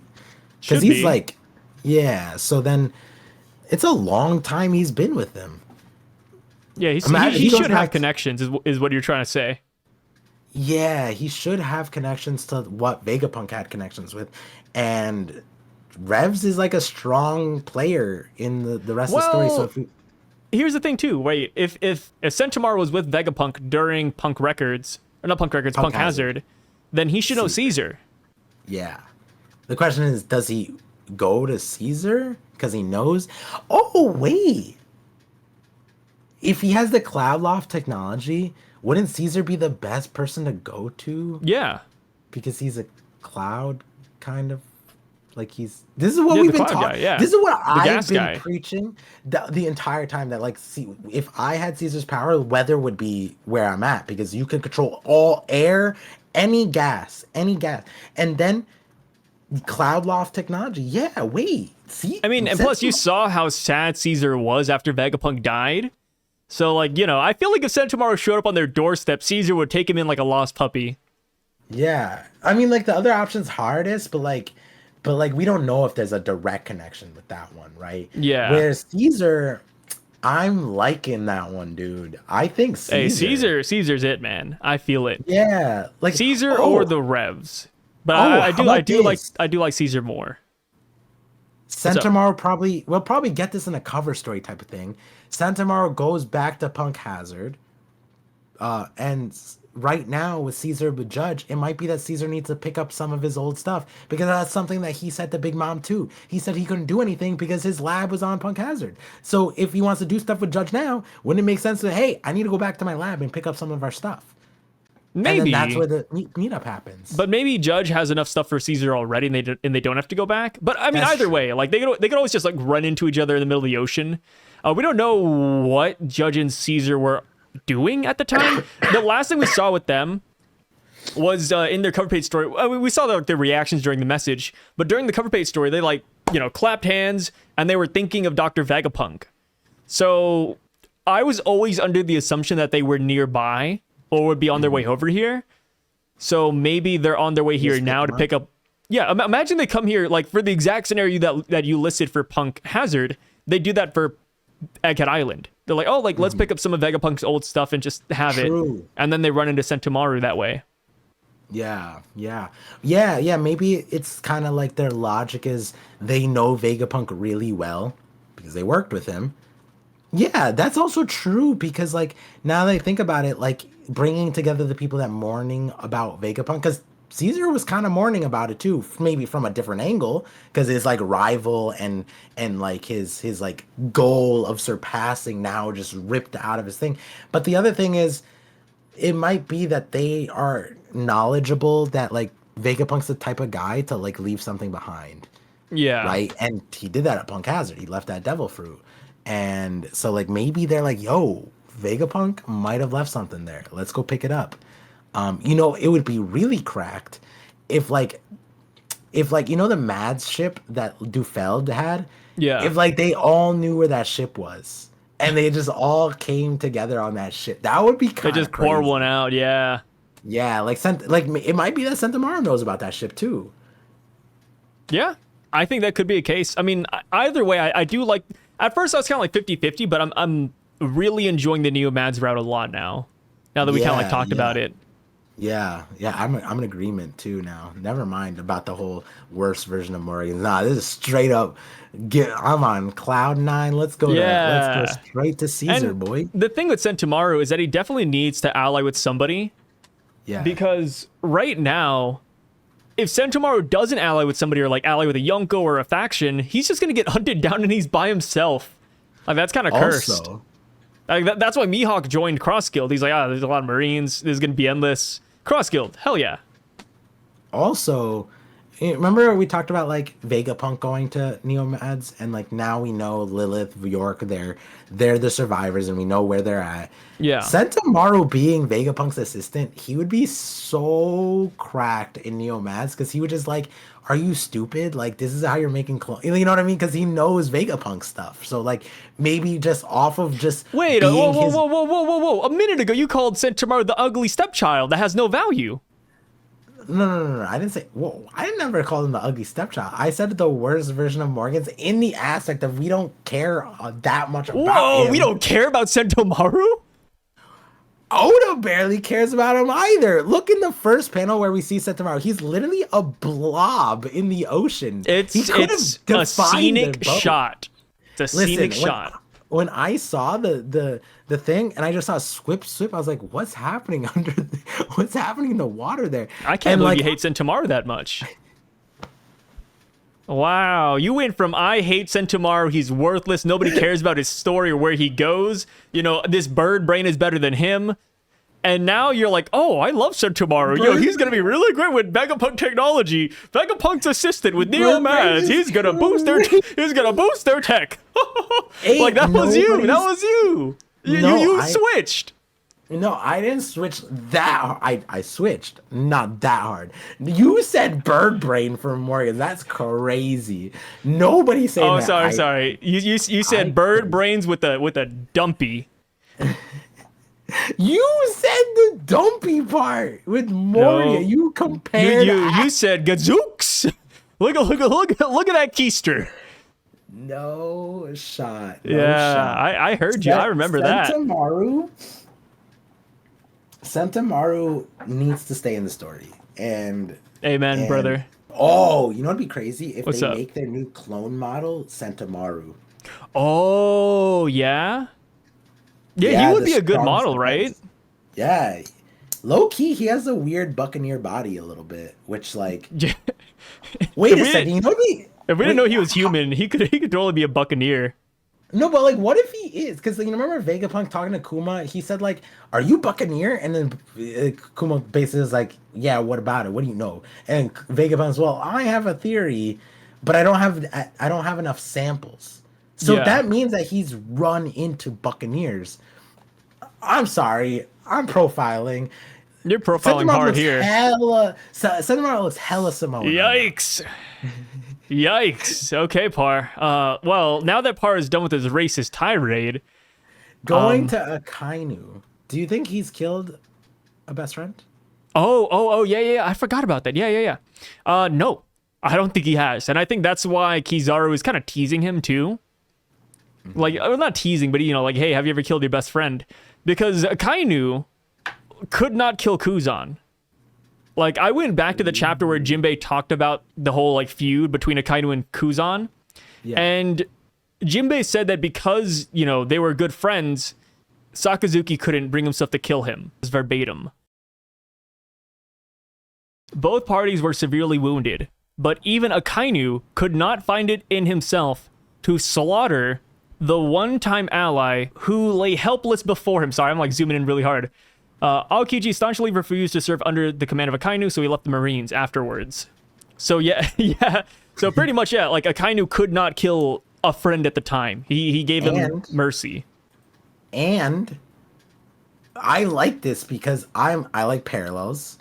And here's a parallelogram for you, because I'm gonna do one parallel that lines with what you said. I'm gonna do another parallel that lines with what I said on stream. I'm liking yours, but where did Akainu fail to kill Kuzan? Oh god! Boner alert! Jesus!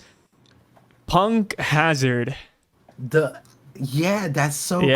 The last place that they he failed to kill a best friend on Punk Hazard, and now Kizaru. Well, Kizaru failed, but he doesn't know he failed, right? He thinks Vegapunk is dead. But yeah, like he successfully killed his best friend here. And then the irony is the scope of the conversation is like Kizaru killed his best friend, which Kuzan couldn't bring himself to. And the locations are crazy because it's like that was also Vegapunk's place that like blew and it blew up. It blew straight up. These damn admirals, man. Yeah, damn. But so my cracked idea was like, what if there's a world where like one like Akainu is friends with either Clover, or because Clover got captured like 14, 16 times, more than Kaido, and he kept getting freed, and like Vegapunk kept on explaining like, yo, they're doing it on purpose, but like he had to have a friend or something, or somebody on the inside. Maybe like Kizaru's on Vegapunk's side, maybe Akainu was on Clover's side. And you know how like if we recontextualize the Ohara situation where Akainu had ties to Ohara and he just like had to do it, that would be kind of crazy, because it's like then in this moment he's like, oh shit, you're right, like I did. And it might be Clover, it could be Clover's older brother, we don't know, could be Dragon. Yeah, it could also be dragons. I think dragon is like the natural instinct idea. Yeah. But I'm thinking like, yo, it'd be so cracked if there was an Ohara connection for Akainu, because let's say that he knew a researcher. Let's not say it's Clover. The reason why he would indiscriminately kill the refugee ship is so that he wouldn't have to particularly kill his friend. He was just like, I just took care of all of them. I just did that. I didn't even see it. I'm right. Good. Whereas Kizaru, he had to see it. You know what I mean? He went there personally. The options were like, yo, we could buster call, we could do all those things. And Kizaru's like, I'll handle this personally. You know what I mean? Yeah. And so it's like, it's very interesting because in that nuance, I was thinking about it like Kizaru personally killed his best friend, and that's something that Akainu couldn't bring himself to, so he just nuked everything because he couldn't personally go kill his best friend, which is interesting because then that would make it wild, because then Kuzan did kill his best friend for the mission, and he did that personally like Kizaru did. Well, we don't know if Saul is his best friend, but like the way he talks about him is his best friend, right? Yeah. So damn, these like admirals and their best friends, bro. Like they're losing all of them. Garp is like is Garp's best friend Roger or Sengoku? Because if it's Sengoku, then it's like they had a relatively good life, right? I would say so. Yeah, they were living good years. That's wild. God. Damn. These admirals, brother. Yeah. I'm excited. I feel like as time goes on, people are going to become Admiral fans.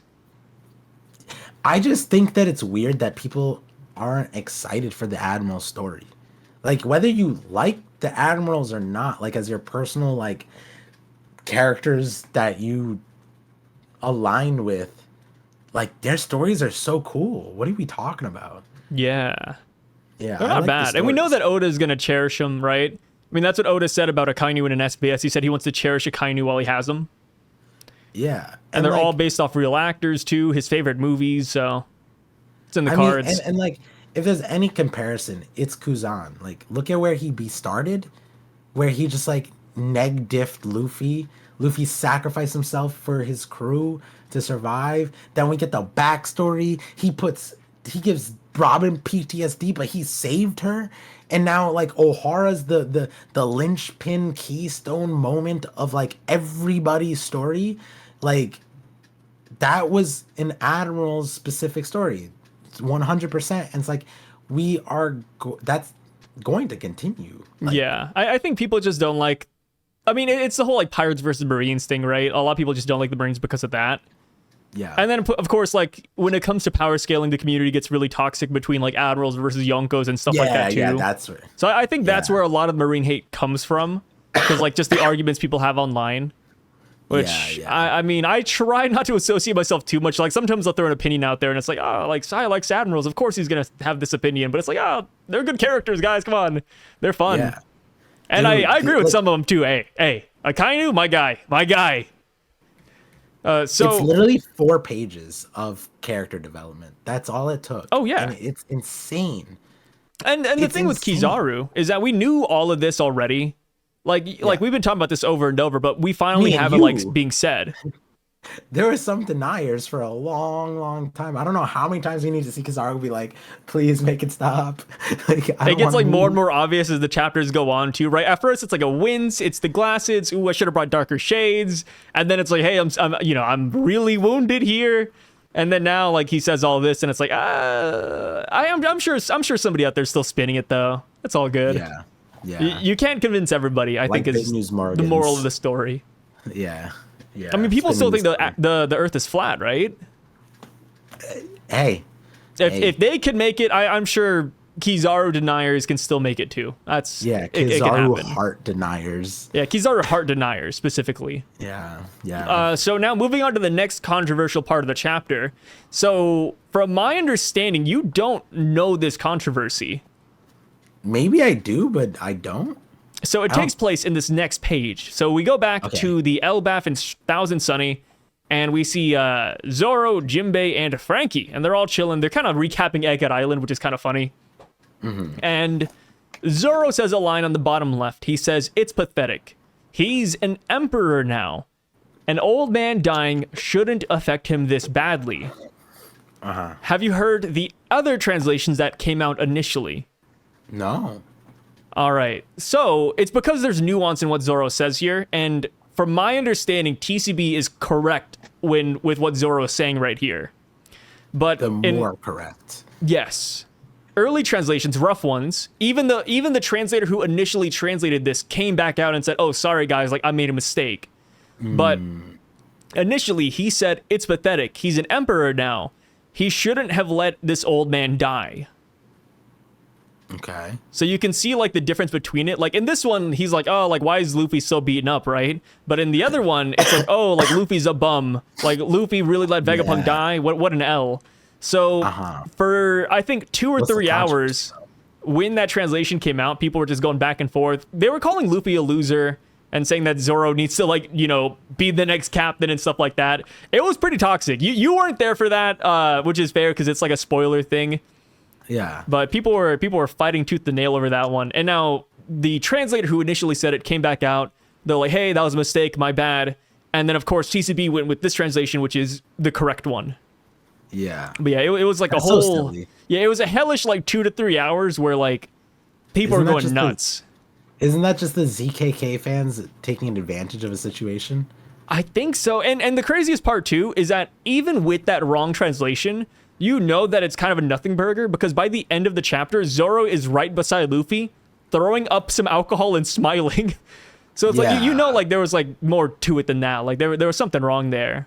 Also, Zoro was overall more right because like they needed to wait for the context. Lilith is there. Yeah. Lilith could give him context, and like Zoro kept it cool, calm. You know what I mean? Like, And plus, they're pirates. People die.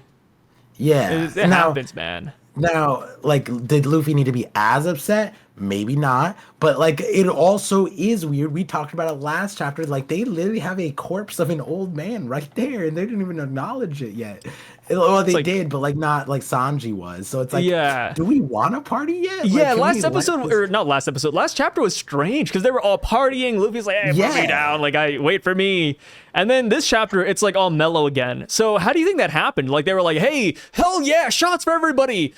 Oh wait, Vegapunk. Hey guys, can we postpone this? Right. Yeah. And like that's why I think Zoro is harsh here, because Zoro is drinking by himself. You know, like Zoro wasn't at the party last chapter. We didn't see Zoro. So I bet he wanted to drink with everybody. And then next thing you know, Luffy's, he's in his room in his corner, like eating by himself. And it's like, damn, there goes the party, man. It's interesting. I don't know if it's me, but like I feel like alcoholics have gravitated to me throughout my life. Oh, like and like me. in this, yeah, you were like one in a list of numbers. I don't drink, which is ironic, but like, but Zoro, not that I can't drink. I do drink, like, but I just don't care to. But when I read the Zoro line, like I didn't say this in the chapter because it's like, like I didn't even think it was a big deal, like you said. But like when I see this, I think of more of it like Zoro is saying that like how he's coping. Like he feels bad, but he's not letting it affect him badly, and he's drinking it away. So he's kind of like, Luffy should just like if Let he's it sad, roll. go, You can't save yeah, everybody. take it out on like, go punch something. That's what you do best, Luffy. Go do that. You know what I mean? Like Zoro's the type, like this is what people do. It's like, shit, life sucks.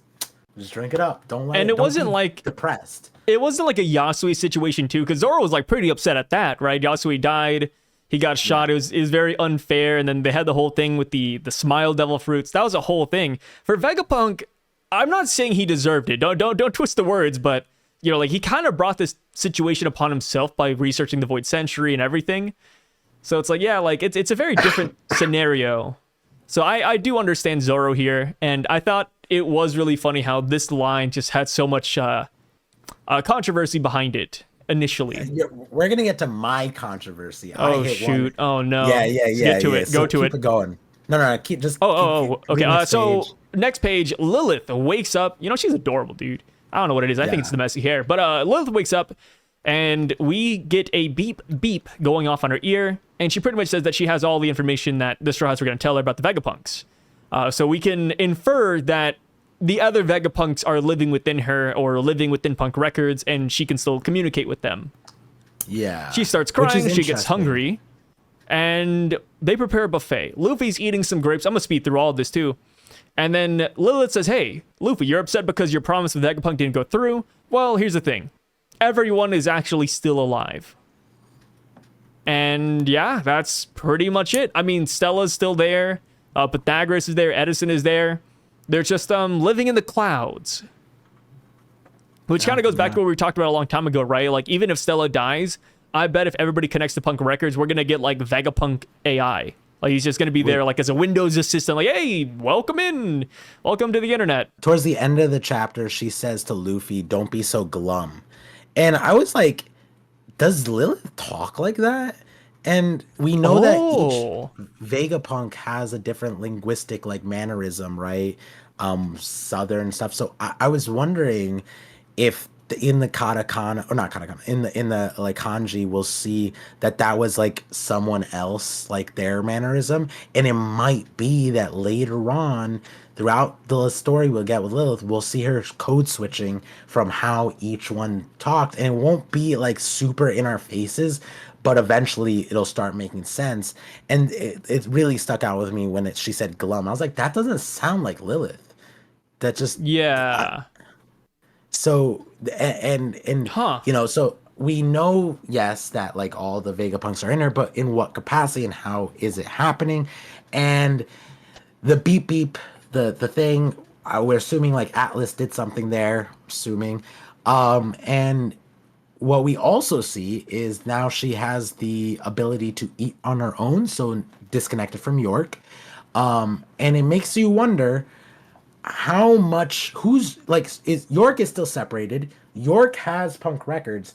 Is what Lilith got essentially the downloaded version of Punk Records into just like a USB upload? Like, is that what she got? So she can't update to Punk Records, but she has what, like, the last save file, for example.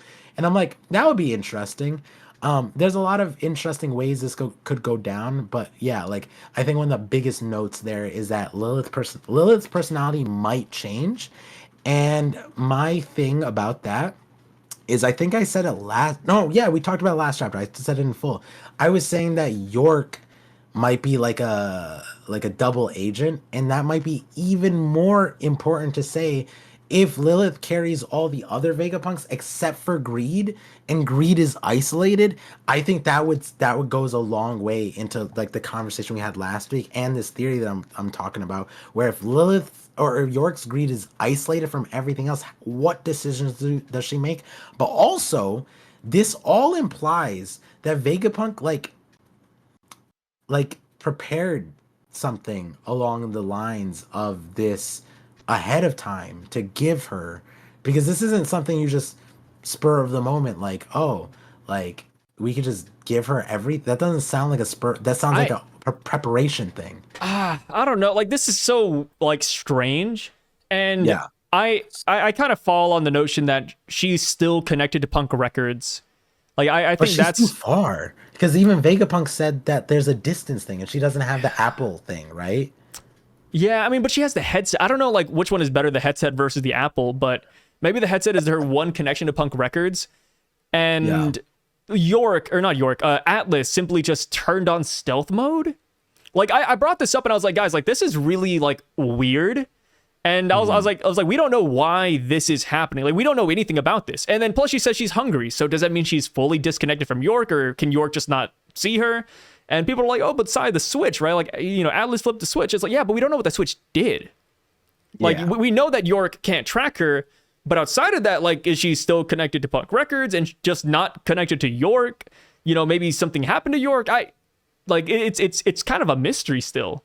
Yeah, like another route you could do is that she didn't necessarily, like, it might not be a download thing like I was saying, and it might not be Punk Records. It could be that random personality switch that Vegapunk message or told us about during the conversation with Saturn. We never figured Yeah. out what that was for, and maybe each person, each clone satellite has an ability to switch the personality to like more than what they are, right? So it could be narrower. It could be more expanded. It could be straight up just Punk Records, like you're saying, and she still gets connected. It could be an upgrade on the on her antenna. I disagreed with you before, but here's something that could have happened where we saw 2 or 3 times Edison was like Eureka, and he went off to make some kind of invention.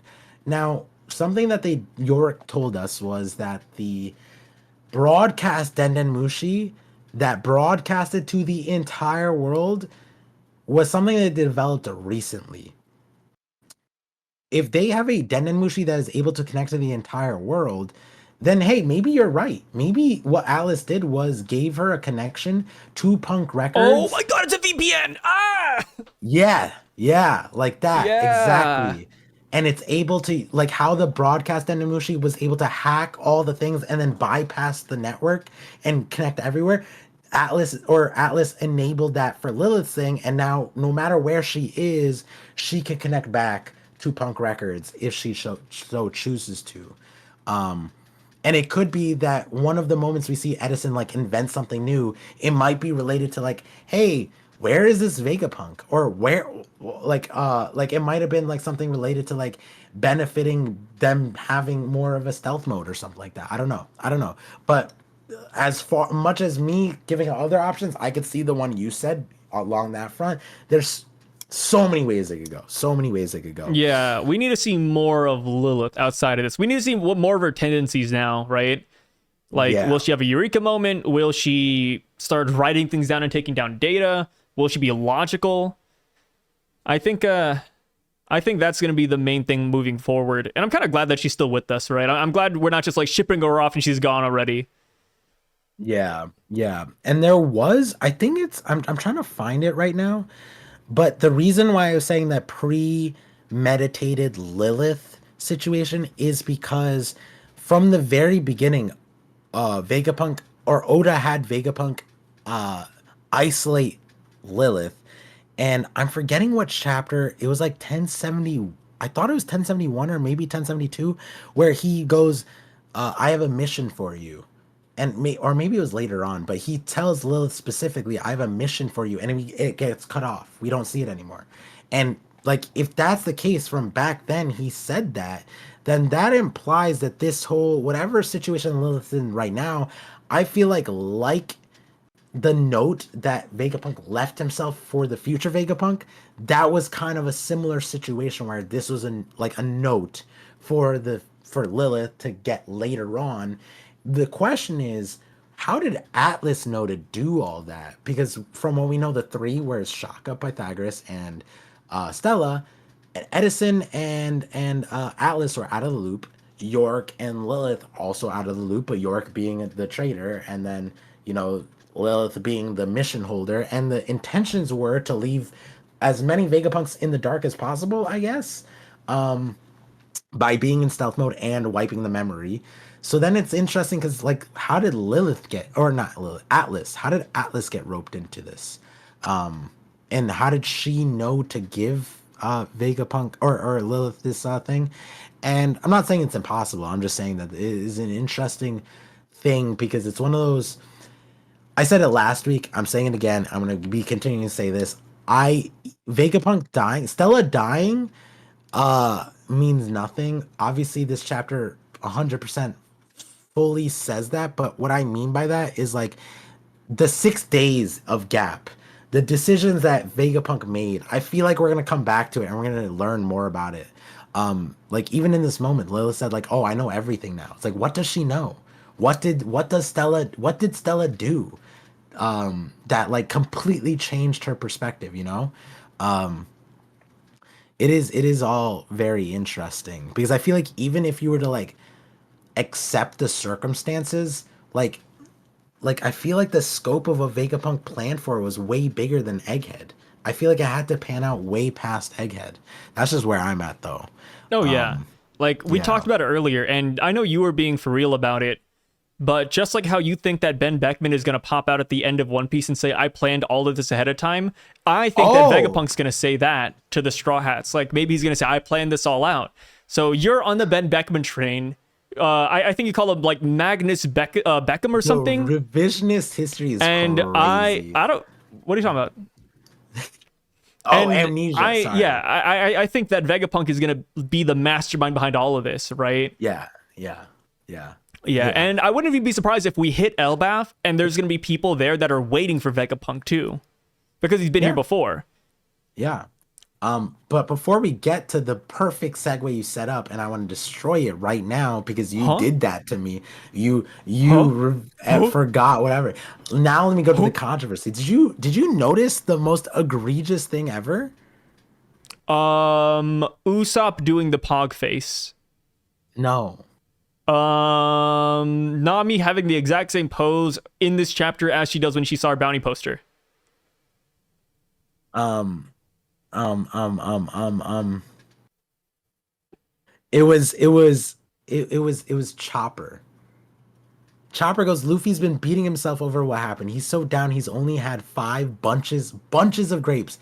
And then Lilith goes, that's plenty. And that's huge because look at these grapes. Chopper's like, he's only had 5 bunches of these giant grapes. And Chopper's so bad of a doctor, he doesn't understand that Luffy's like overdosing on toxic, like sugar. Yeah. And Lilith being the better doctor is like, bro, are you a terrible doctor? That's plenty. And it's like, yeah, I forgot about that, huh? Grapes are a little bit toxic, right? Well, you're getting too much resveratrol, which can be bad. That's like the thing in like they say that's good, the good thing in wine, but like grapes, anything in high doses is bad. But 5 bunches of giant grapes, I'm sure that's enough sugar to put down an elephant. Are too many grapes toxic? Eating large quantities of grapes might cause diarrhea. Look at that. There we go. It's done. Yeah. Luffy's cooked. I think he's getting enough sugar that he could get straight up diabetes. He might change the lineage factor to get type 1 too. That's how much his grapes is. And Chopper's just like, oh no. Chopper's shirt in that panel says, oops. Oh, it says oops? I thought it said cop. It could say cop, but I thought it said oops. Like, oops, too many grapes. Yeah, and You know what's like kind of fun though? what? Oh, go for it. No, I was just gonna say like I'm scared for how much Lilith is gonna overshadow Chopper. I mean, you could say that for a lot of things, right? Lilith will overshadow. She's gonna overshadow Frankie, right? Like if they ever need like technology, boom, Lilith is that person. Like if you had a pick, would you rather go to Lilith, the Vegapunk satellite, or Frankie for technology? I would go to Lilith. But at least Frankie is a cyborg in his own right. He has light up nipples. Like he has a lot Dude, going if for him. Lilith doesn't need light up nipples. Her nipples are great already. Shit, you're right. Yeah, Damn exactly, it. dude. Like Lilith has nipples too. Yo, I'm that was one sorry. of the things I Hey, said. you're not a top man enjoyer like I am. I know you're all about that badonkadonk You par. and you and Emu, You, this top, guy. top enjoyers only has Lily's top. Oh The yeah, portrait. Emu's picture just has Lily's top. And then he has a guy in his crew named Top Man. The One Piece is literally just the bottom half to combine it to make a One Piece picture of Lily. Yeah, the reason the Void Sentry fight happened is because they were arguing which one is better, top They or were top or tearing- bottom. And they tore the page in half. Joy Boy took the bottom. He's like, bro, this is Ah! the real Joy. You know what's funny? Have you ever What? watched Prison School? Anime? Yeah. Oh, the dub. That one? No, that's Ghost Stories. Never mind. Yeah, let's go stories. So Prison School, there's a scene. Yeah. One of the most monumentous, like climactic battles. The president of the school asks him if he's more of a boob or ass guy. And that dictated if they got out of prison or not. Oh, damn. So yeah, like maybe that was it. Maybe that is the Void Sentry. That's the reason they fought. And then Dude, Vegapunk being man of science and maybe like, not getting around too much, he said, "Hey, I don't know who's right or who's wrong." Maybe that's it. It all makes sense now. Dude, that's so wild. I can honestly see Oda like on Laugh Tale. There's just like a giant butt, like a picture of a butt. Like Lily was thick, and Roger started busting out. Just the framing. That would be so funny. There's just a framed picture of the bottom half of somebody. It's gonna be silly, like SpongeBob at the Christmas party, right? Yeah. Oh my Yeah, god. the whole thing where Patrick's like, "Oh, I got an embarrassing picture of SpongeBob at the Christmas party," and then SpongeBob was trying to get it back. That's the hidden secret right there. Emu's been searching for the One Piece For the bottom half of Lily's portrait. Yeah, there we go. Oh no. We Oh, cooked. no. If that is remote, you know what the thing is, a lot of people think like there's multiple things that on Lafto with One Piece. If that ends up being one of the things, I don't know what I would do. I think we'd have to gamble, right? Like we'd have to hit up casinos. Like I don't know. Oh yeah, after that. I don't even gamble, but that's crazy. I genuinely don't have a solid what is the One Piece answer.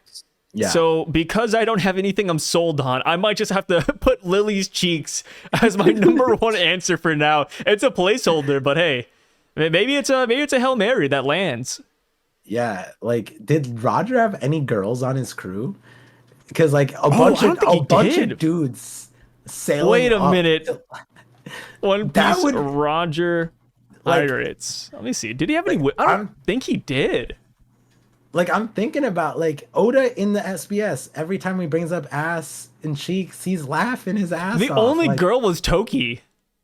bro. I'm not even joking. Like I'm looking it up. The only girl is Toki. I'm gonna read up their names. We got Scopper, Rayleigh, Crocus, Seagull, Guns, Sunbell, Taro, Doringo, Peter Moo, Millet Pine, Gonryu, CB Gallant, Daniquino, Mr. Mamora, which is weird, Moon Isaac Jr., Yui, Ron Grom, Mugrin, Max Marks, Spencer Bonkuro, Blue Marine, Ario, Rowing, Jackson Banner, Yaman, Odin, Douglas Bullet, and then last but not least, the one woman, Toki.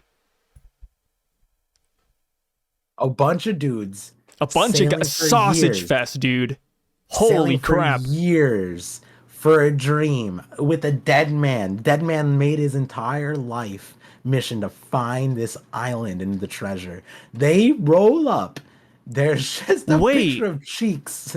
Wait, maybe that's why Shanks and Buggy didn't go too. Like, it's because it's like they're kids. They can't see Lily's cheeks. They wouldn't find it funny either. They'd be like, guys. Yeah, they're like, huh? What is this? Boys? Boys? And then the reason why it was so pink and Laugh Tale is because they were all gooning. They were have you heard the new term? Flicker gooning. That's crazy. They were flicker gooning up there. That's crazy. Yeah. Dude, it's all coming together. And then the Gores say the world government doesn't want you to go there because they don't like people to be ass people. They want people to be tits. That's crazy. Man, I might have to join the world government, man. This is Wait, the world government's cooking, dude. Roger said to Rayleigh, "We're gonna turn the world upside down." My brain's melting. Turning the world upside down. Yeah, turning them from boobs to ass. Wait a minute. Oh, wait. Part. We didn't think about the most crack thing, too. Pirates often call their treasure booty. Booty. Par. I've been so It's I have done. a whole It's video. It's done. Talking about booty. It's done. You know what I said? I said it was a placeholder. Maybe it is cheeks. I think the possibility, and that's, it's not like funny to a lot of people, right? Like, it's like crude humor. Yeah. But I do think it is something that a lot of pirates would laugh at, and it would get like a really like, what, huh? Like it would jolt that reaction from a lot of people. So I think the One Piece being cheeks is pretty good. Huh. I'm trying to think of like other tie-ins. Pirate booty, only adults, all men. A pun. World upside down. A pun. Laugh. What's the pun? Tail. The tail. Laugh tail. Oh, the tail end. Oh my god. Oh, okay. We need more than this. We need like another Roger Pirate. We're gonna talk about the guy at the last panel here in a bit. But let's say it's Scopper or somebody. If they drop a line about ass, dude, it's over. It's raps. It's raps. The thing is, like all we have to do, like my idea for poker face Sai.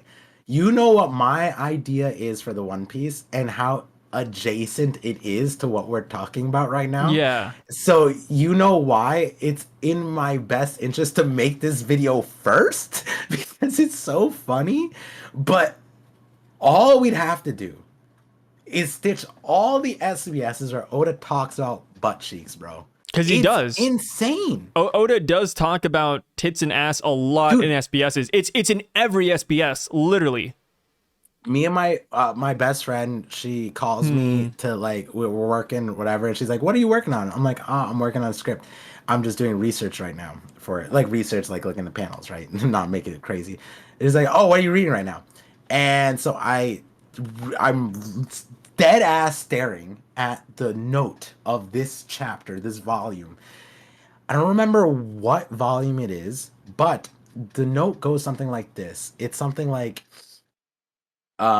if you were to spin an anus and it farted, it would make a cyclone. That is legitimately the chapter. That's what Oda said. And she was like, "That's published?" I'm like, yeah. See, most people don't read those, and like you asked me, so I wasn't gonna lie to you. That was it, and it was right there. I wonder if the people who say like, Goda's the best author, he's the best guy out there. I'm like, I wonder if they know like his SBSs. I mean, not like this demeans it or anything, but I think it's really funny how a lot of people don't realize Oda's a silly guy at the end of the day. Chapter. Yeah, that's great. That's great. Hey, anybody watching out there, if you have more tie-ins with the One Piece being cheeks, let us know down below. The only thing that the cheeks don't explain is why Vegapunk said that, he who finds One Piece holds the power of the world in their hands, and the fate of the world's like all with them. We don't know how cheeks would correlate to that, but as far as the joke factor comes in and certain lines and stuff, I think cheeks actually works. And I guess what you said earlier is true too. Like, it doesn't just have to be cheeks. It can be like a lot more than that. Like, I'm expecting treasure, sake. I'm expecting cheeks, like, and then maybe even like the penultimate ancient weapon. Even it could be more than just one thing. Sai, can I read this to you? Read it. What'd you I found find? it. Volume 77, titled Smile. Wow, not too long ago. Yeah, smile. You know how if a figure skater or ballerina try to add a taste of cyclone to their typical spins, they'll either end up flying or getting themselves buried. Well, I figured if you tried adding a taste of cyclone to your asshole, your shit would spurt out, spinning like crazy, and you wouldn't even be constipated anymore. Volume 77 with a taste of cyclone, starting you. And you know what's crazy? What? It's literally titled Smile, Volume 71. Smile? Sanganika? Oh my god. Oh my god. I think we cracked the code. I think it's done. Hey, like we said earlier, man, we say this every podcast.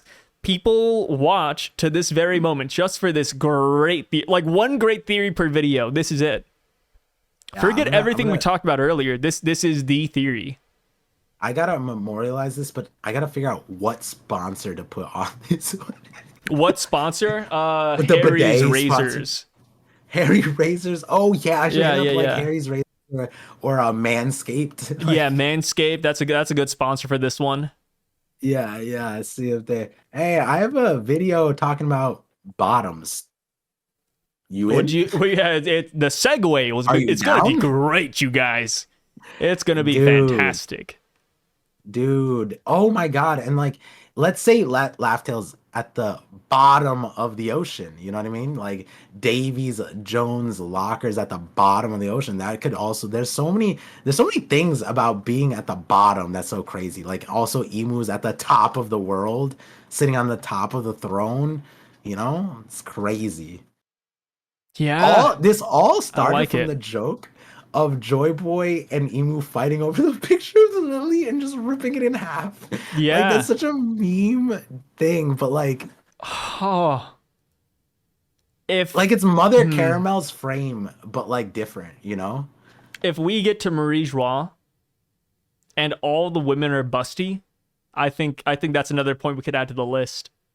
I think Sharia, the Shalria, girl, yeah. she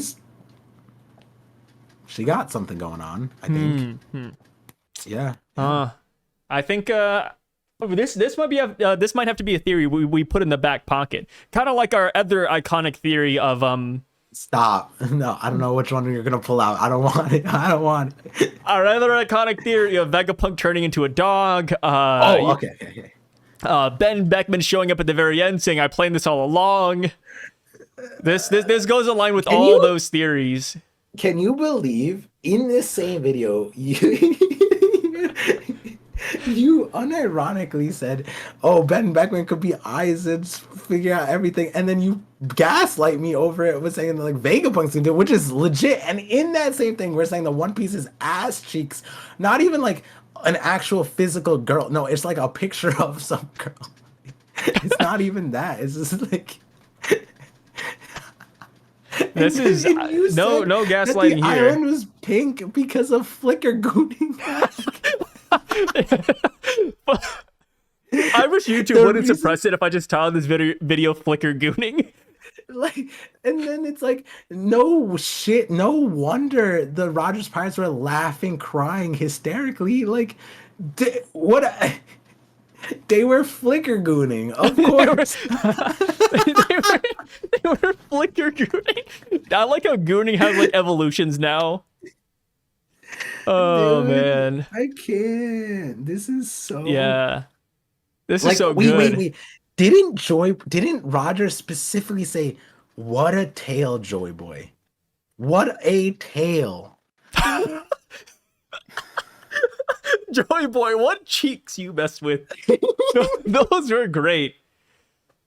Keep in mind, we're both married men, by the way. we're not losers. I swear. I think it makes it funnier. Like I'm Yeah, we're just imagining. two grown-ass men talking about this. We're talking about Flicker Gooning and Roger, Roger and Joyboy uniting over tails. Oh Oh man, God.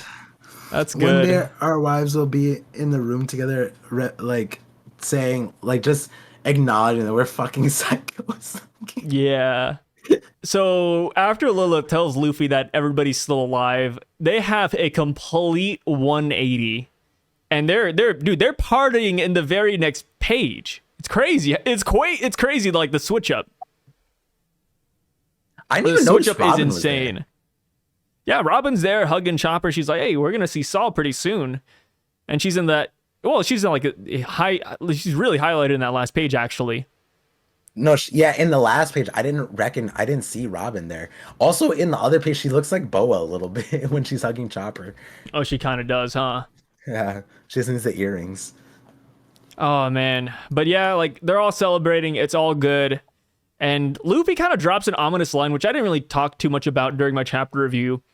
But he says, "Hey, like I don't care if you guys are with me or against me. I'm gonna be king of the pirates." I wonder if that's like foreshadowing that the giants are not gonna be with Luffy, which I can't see happening. Like they worship the sun god. Like he's got giants already that love him. So I don't know how that's gonna go. Well, Do you think that's like also- foreboding, or do you think that's just like a throwaway, like Luffy's just that guy now? No, I do think it fits, right? Because he says, give us a toast for the ages, Straw Hat. And then Luffy says this, right? Vegapunk basically said whoever finds the One Piece will shake the world, right? Or who says that? Who says that, do you think? But yeah, I'm assuming it's just like a random giant saying it. Because when So- Luffy's talking, he has like the marks coming out of his bubble that point towards him, whereas the other one is kind of ambiguous. Right, but then when he says, yeah, and who do you think is going to get it and be king of Pirate King? That's Luffy, no? Yeah. So then that's Luffy, and then he said, hey, that's why I set sail in the first place? Isn't that, like, the lines are weird, right? Yeah, I mean, it's just a small panel. So the reason why I think, like, I just wanted to make sure I know who's saying what, but at minimum, Luffy's saying, hey, that's why I set sail in the first place. But what they said was, whoever finds the One Piece will shake the world. We don't know what Luffy's dream is, but it's something ridiculous that's like, what? Like, Zoro's like, huh? Like, all that stuff. And then he goes, and I don't care if you're with me or against me, because I'm definitely going to be king of the pirates. So it's like, like, the shake of the world, whatever nuance Luffy has for it, that might be, like, if you were to shake the world, isn't that global earthquakes? Isn't that what Vegapunk said was like, hey guys, don't do that. I mean, I see it more like a metaphor, right? Like people use Yeah, shake I'm the saying world it all the could be- time. It could be a metaphor, but like, that's why I'm like, is it a metaphor with Luffy? You know what I mean? Like, Luffy's the type of Yeah. character to take a metaphor and make it literal. You know what I mean? That's why I'm like, huh. You know, like, kind of like how, oh, fishmen, what do they look like? And he draws a fish with legs. You know what I mean? It's like super literal. I pulled up my translation. So it says, Giants say Straw Hat. The toast we did earlier was great. Vagabond said the one who finds the One Piece will move the world. Who do you think will be the Pirate King? And then Luffy says that's the exact reason why I went out to seas. Even if you become my enemies, I will definitely achieve it. Even if you become my enemies, that's way more ominous. That even if you Yeah, become but my they enemies, omitted the shake the world. They just said move the yeah, world. move, yeah. So yeah, more Which metaphorical. I thought it was weird that they should shake, because in the message it said, "Will." They didn't say move or shake, No. but you know who does say move or shake? Big News Morgans. He's the mover shaker of the world. So it is interesting. It is interesting how many nuances there are to moving and shaking the world. It could be informational, like Morgan's. It could be moving, like physical, like Luffy just puts it into a different orbit. Some people think that too. People think the pole shift idea. It could be literal in the sense of shaking the world, earthquakes, earth shaking. It could be groundbreaking, like Luffy breaks the red line, right? Like there's so many different. I mean, breaking the red line probably would cause global earthquakes. Let's see what Viz does. The arbiter of truth, right? Oh my god, no way. I saw that. I was like, no way people think Viz is the arbiter of truth. We're waiting for them. Come on, Yeah, Steven. Viz, please, guys, the word of God. I need it. Yeah, yes. Yeah, It's, please. Hit me with the 1000% accurate translations, Viz. has Sandman said anything about this or no?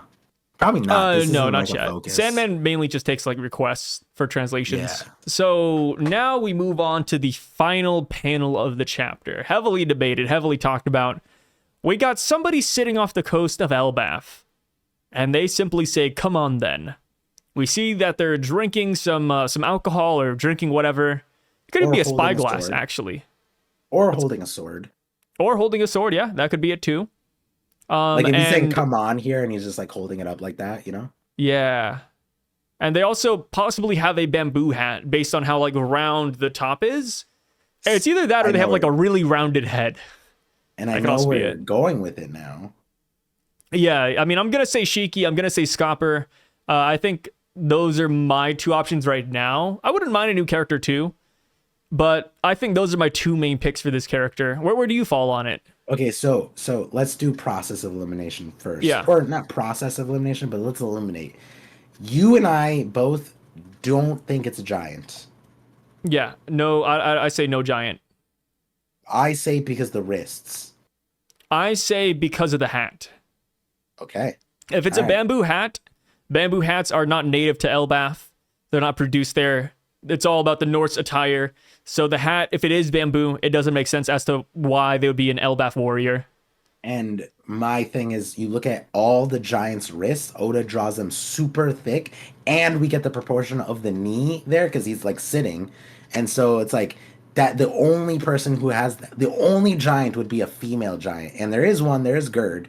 A lot of people are like, all right, let me get some Gerd action because she is kind of, Yeah, she's like whatever.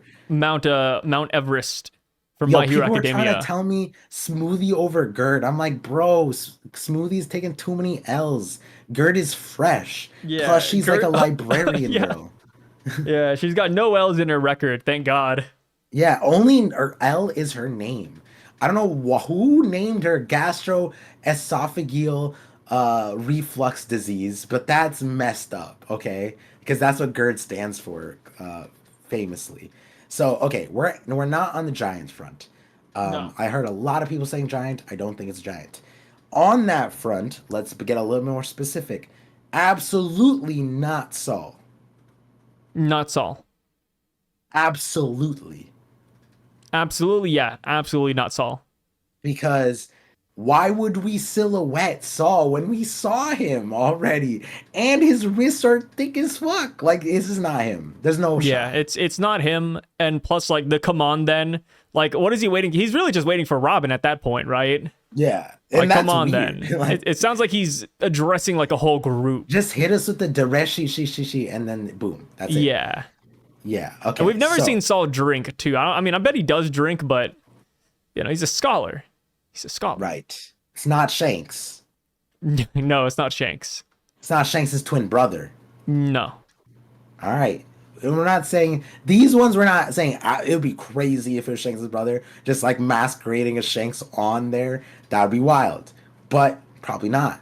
Okay, now eliminating those, then we're looking at the body, and you look at it, and the main thing that sets him off from everybody else is that round top, and that round top just screams hat.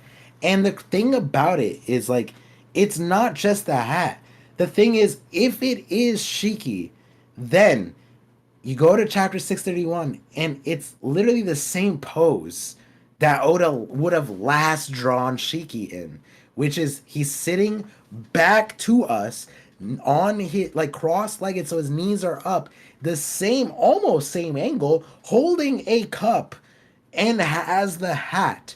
It's like the most one-to-one thing that if Oda did the reveal, all he would do is give us like, oh my bad, give us a flashback of like this moment where he's talking to Crocus and he's just like, they're probably gonna end up on Wano in this rate. And then the guy's like, ha ha ha, I'm golden. I don't know, some crazy whatever Shiki says. I forget what Shiki says.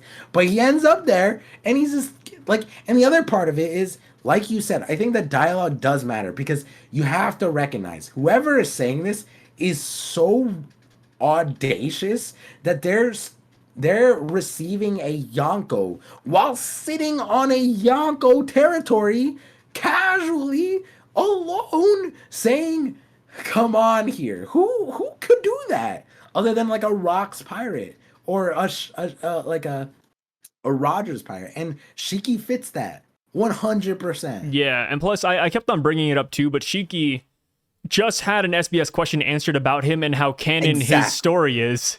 Somebody asked how canon is Strong World, and Oda answered that in SBS 109. Literally came out like a month ago. Why?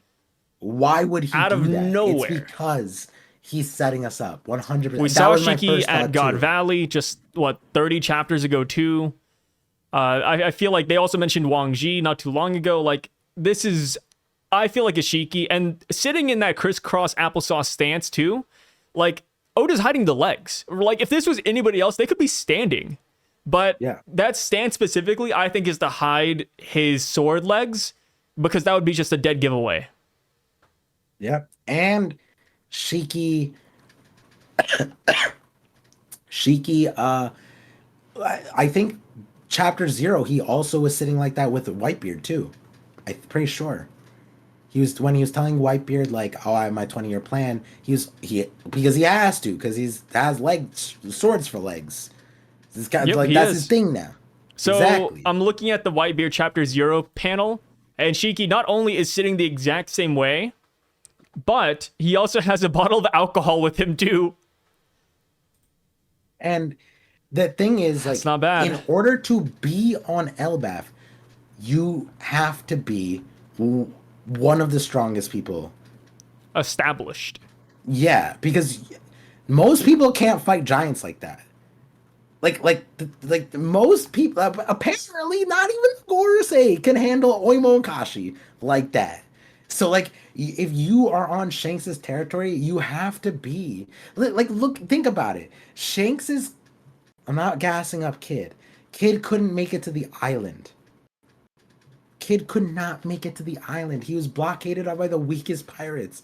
And like the thing is, they were fronting for Shanks. Whoever goes there has to have the balls of steel, and better yet, he has legs of steel. But like this guy, it's Shiki. And am I excited for it? Yes. Here's another thing. And I want to shout out because like the guy who incentivized me to start this channel, his name is Mosh DMC. I talk about all the time. He has always said after Wano, this is like from the beginning of my channel, he's always believed Shiki will become canon. After Wano, we will get Shiki at some point. We got Egghead, and he still was painted in the picture. He's like, all right, Egghead doesn't make sense. Elbaf makes sense. And I just spoke to him, and he's just like, bro, the agenda is here. And it's crazy because like, I have a video, a Strong World video, that's basically painting a picture of how if you followed Strong World to the end, you would know how Onigashima ended. Because minus Gear 5, Luffy defeated Shiki exactly how he beated Kaido. And that's why I made that video before the end of Onigashima, and I said, hey, wouldn't it be crazy if Luffy beats Kaido the same way? And then it happened. A lightning-imbued limb, giant ball fist that slammed down on an island and destroyed it, and everyone had to escape and evacuate. It was literally the same thing. And so now the question is, why would Shiki be there? And here's the thing, you have to remember how Strong World. Strong World was a depiction of Shiki's 20-year plan. Now, another thing that was important about the SBS was that Oda was saying, it's not canon. You guys can take it.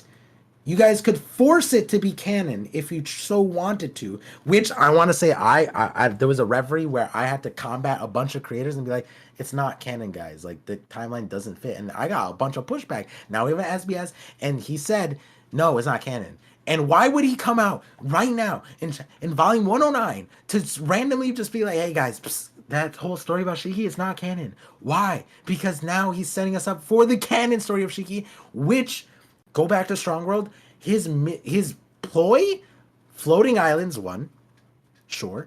Two, giant animal army. What does Elbaf have? Giant animals, because that's what Dorian Broggie talked about. And you know what would be great to combat the Gorosei too? Giant animals. Because, like, my God, that would be so crazy to watch. We could Michael Vick it, you know what I mean? Oh, yeah. Sorry, that was a bad joke. But there's so much that lines up. It's crazy to me. That like people, there's a lot of people that just don't want to see Shiki. They just don't want. And I'm like, but it's Shiki. I agree. I could see it because with Shiki, even though it's not canon, I feel like Strong World has left a bad taste in a lot of people's mouths when it comes to his character. What?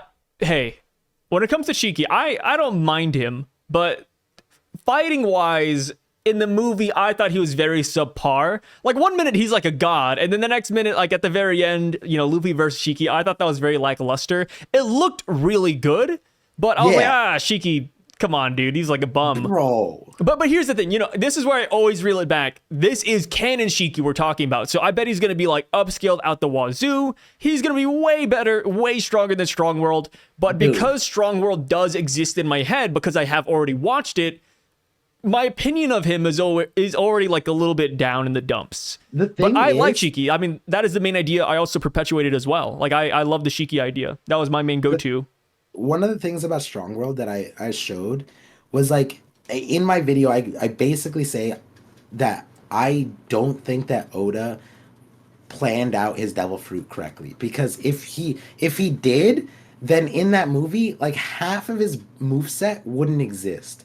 And, like, there was a bunch of things that he just did that made no sense. Like, there was one time where, like, he just randomly conjured 5 earth lions to just collapse on him as if he was, like, a Naruto character.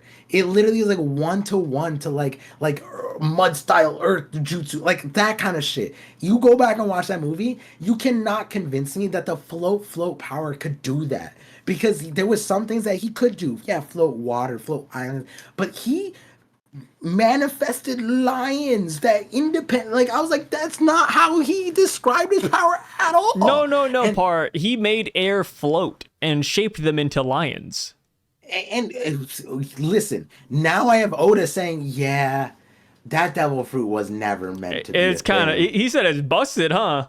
Yeah, and I was saying that because I was saying that my thing was that I think that he had, like, elemental hockey powers.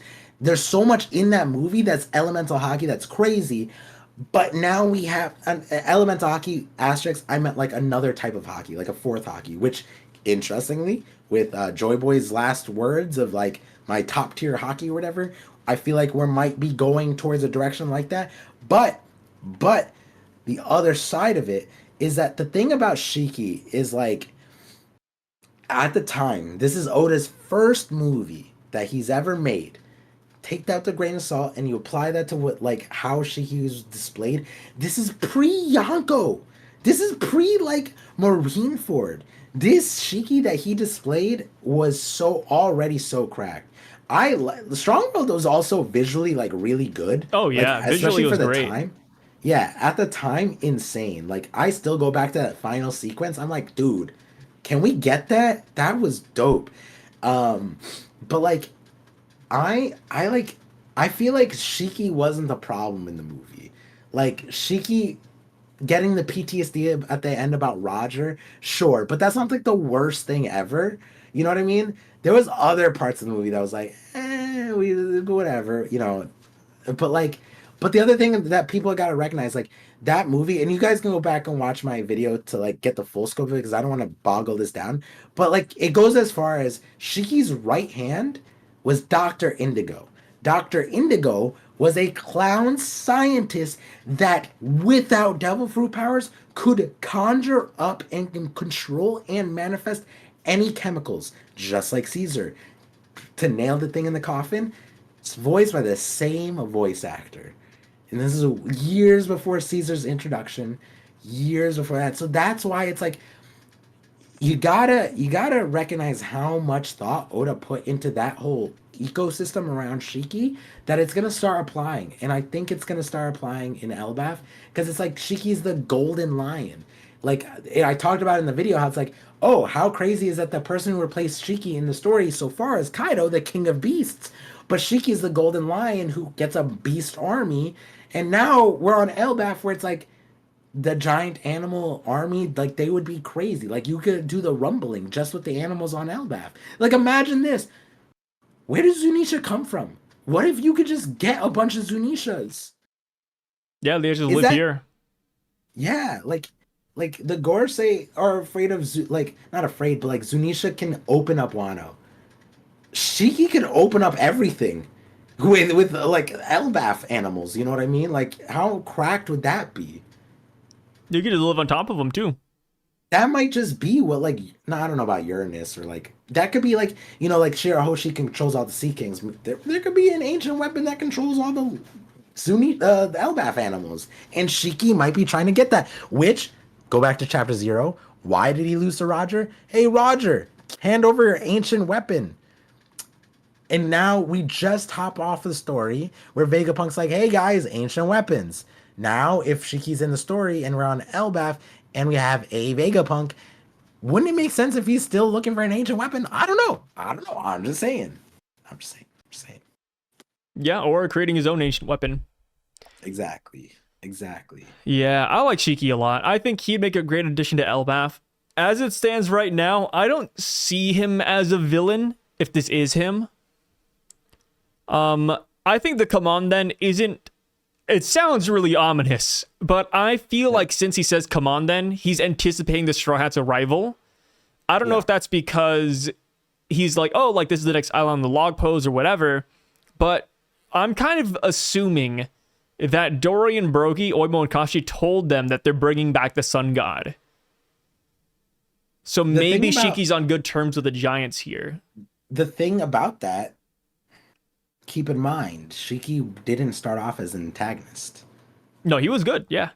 Yeah. So if you were to go back to the Strong World in that scope too, Oda created Shiki as a character that like was an ambitious like Roger, right? Like Roger didn't have like from what we can tell, Roger, Luffy, they didn't like, I want the world to be like this. I want to rule the world like that, right? Shiki wanted to rule the world. They had the same thing, but he wanted to rule the world like a Kaido, right? So it could be that like at the start, Luffy and Shiki, they line up, whatever, shake the world, whatever power Oda decides to give Shiki, it might be able to do those kinds of things. I don't know.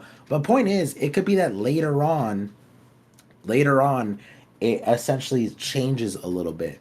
Or, the come on here could be silly. Because maybe, this is going to be real silly real quick, it might be that Shiki might not have the steering wheel removed out of his head yet, and he's waiting for Vegapunk. He's like, yo, I heard that Stella removed the top half of his head. I'd like that. I need help. Yeah. Because, and he might have saw the visual Dendenmushi, and he saw Vegapunk. He's like, wait a second. He removed the top half of his head.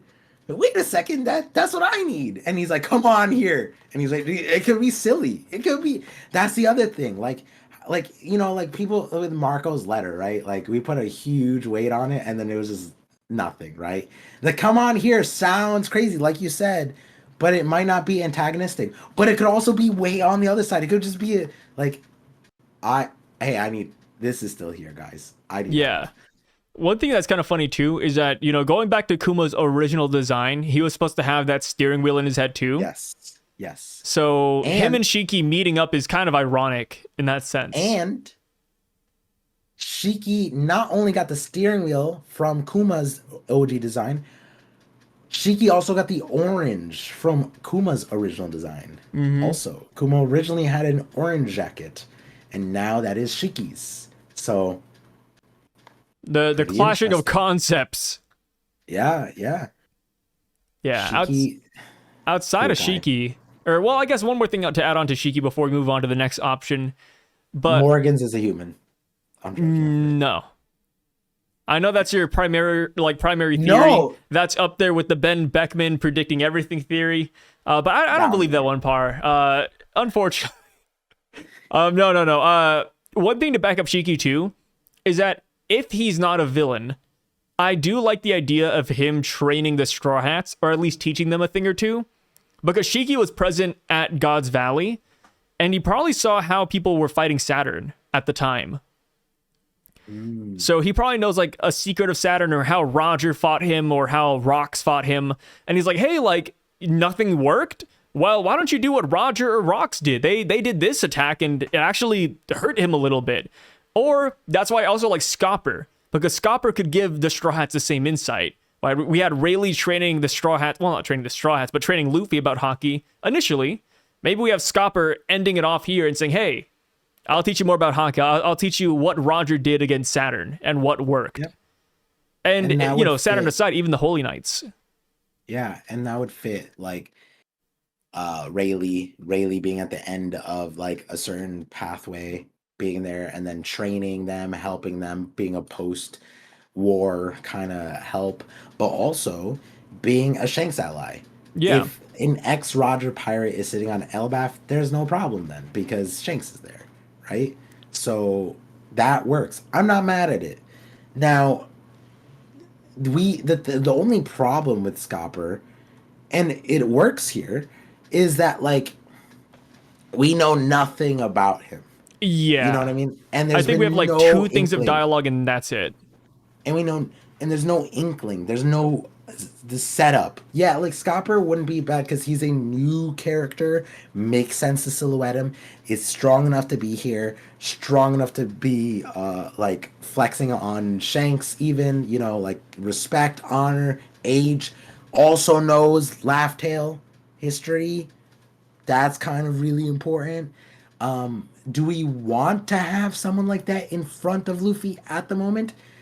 Maybe not, because like then them knowing the laugh tail stuff might it'd be executed properly, obviously.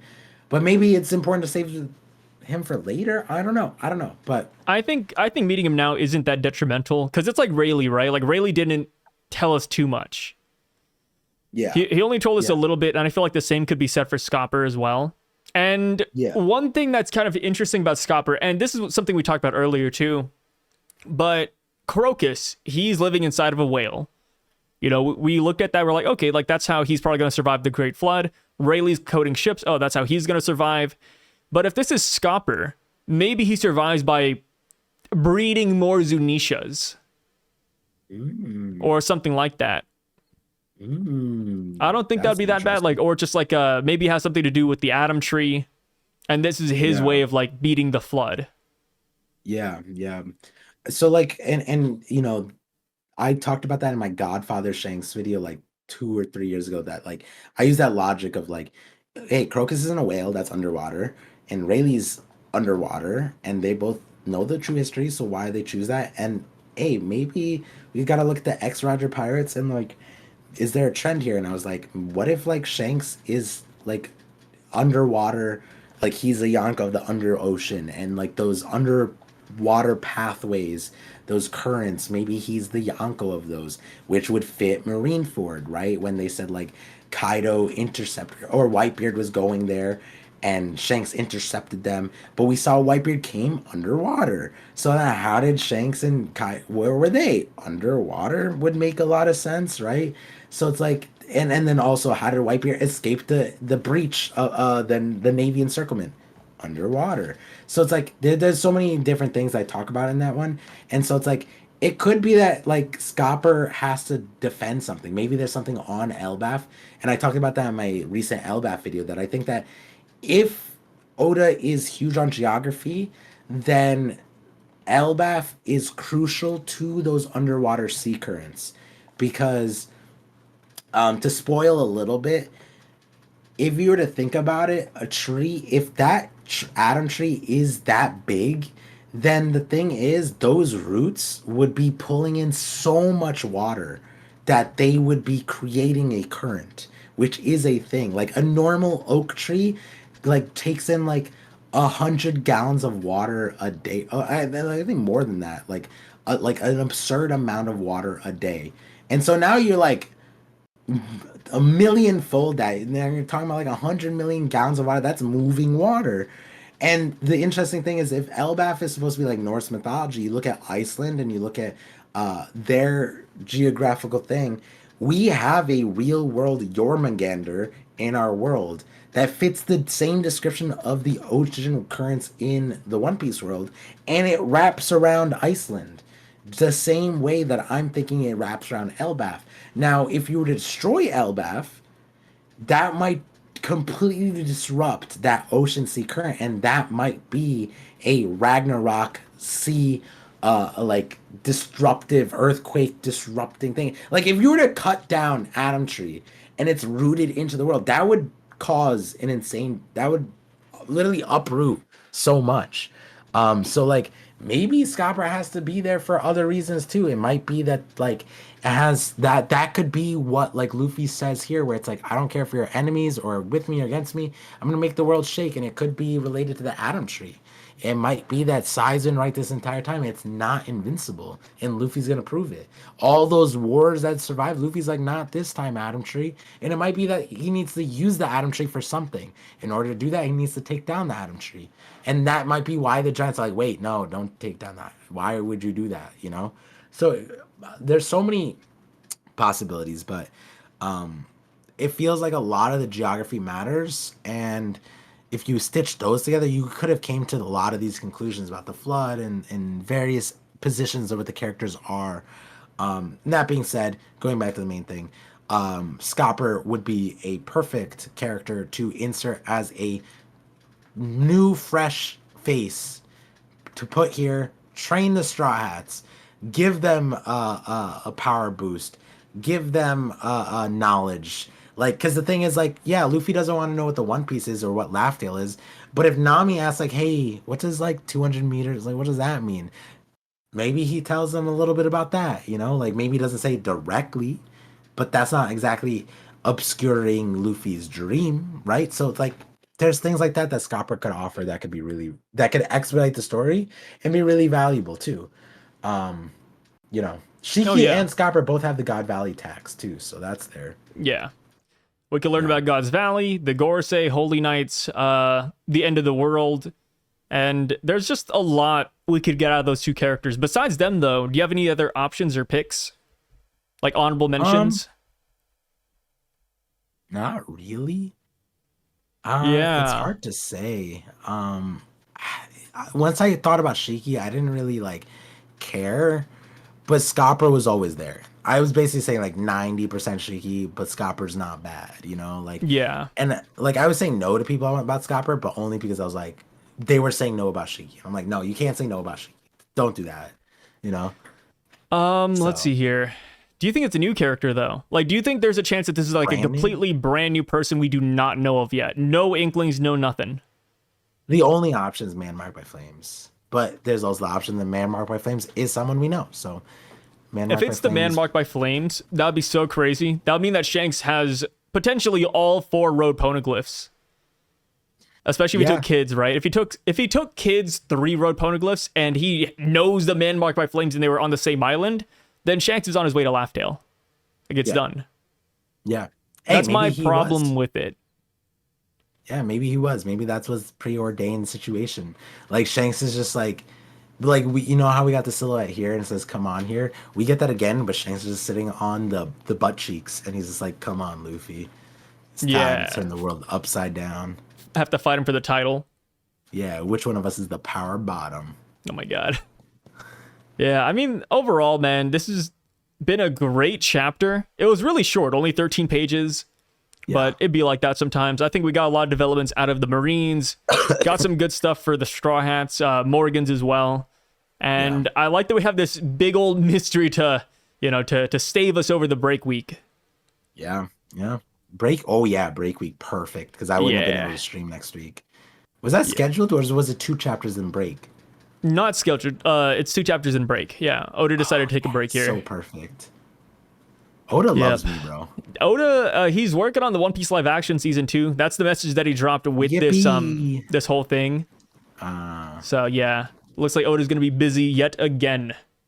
yes. Yep, yep. But hey, with that being said, though, do you have any final thoughts you would end off on, Par? Nah, I'm tuckered out. I was sick this entire time. I have anime NYC tomorrow, so that's gonna be exciting. But break week, Parcasts, You know it. we'll We be might even coming do the back. 50-50 next week, if Possibly. given the time. Yeah, yeah. And you guys might see me on the big screen one day. Oh, That's funny. That is hilarious. Yeah, it's funny. Yeah. But yeah, we'll catch you guys later. Thank you so much for watching. You guys know where to check out Par. I'm sure if you've been here before, you know exactly where to go. You guys have a great night, and we'll see you all later. Peace out. Peace.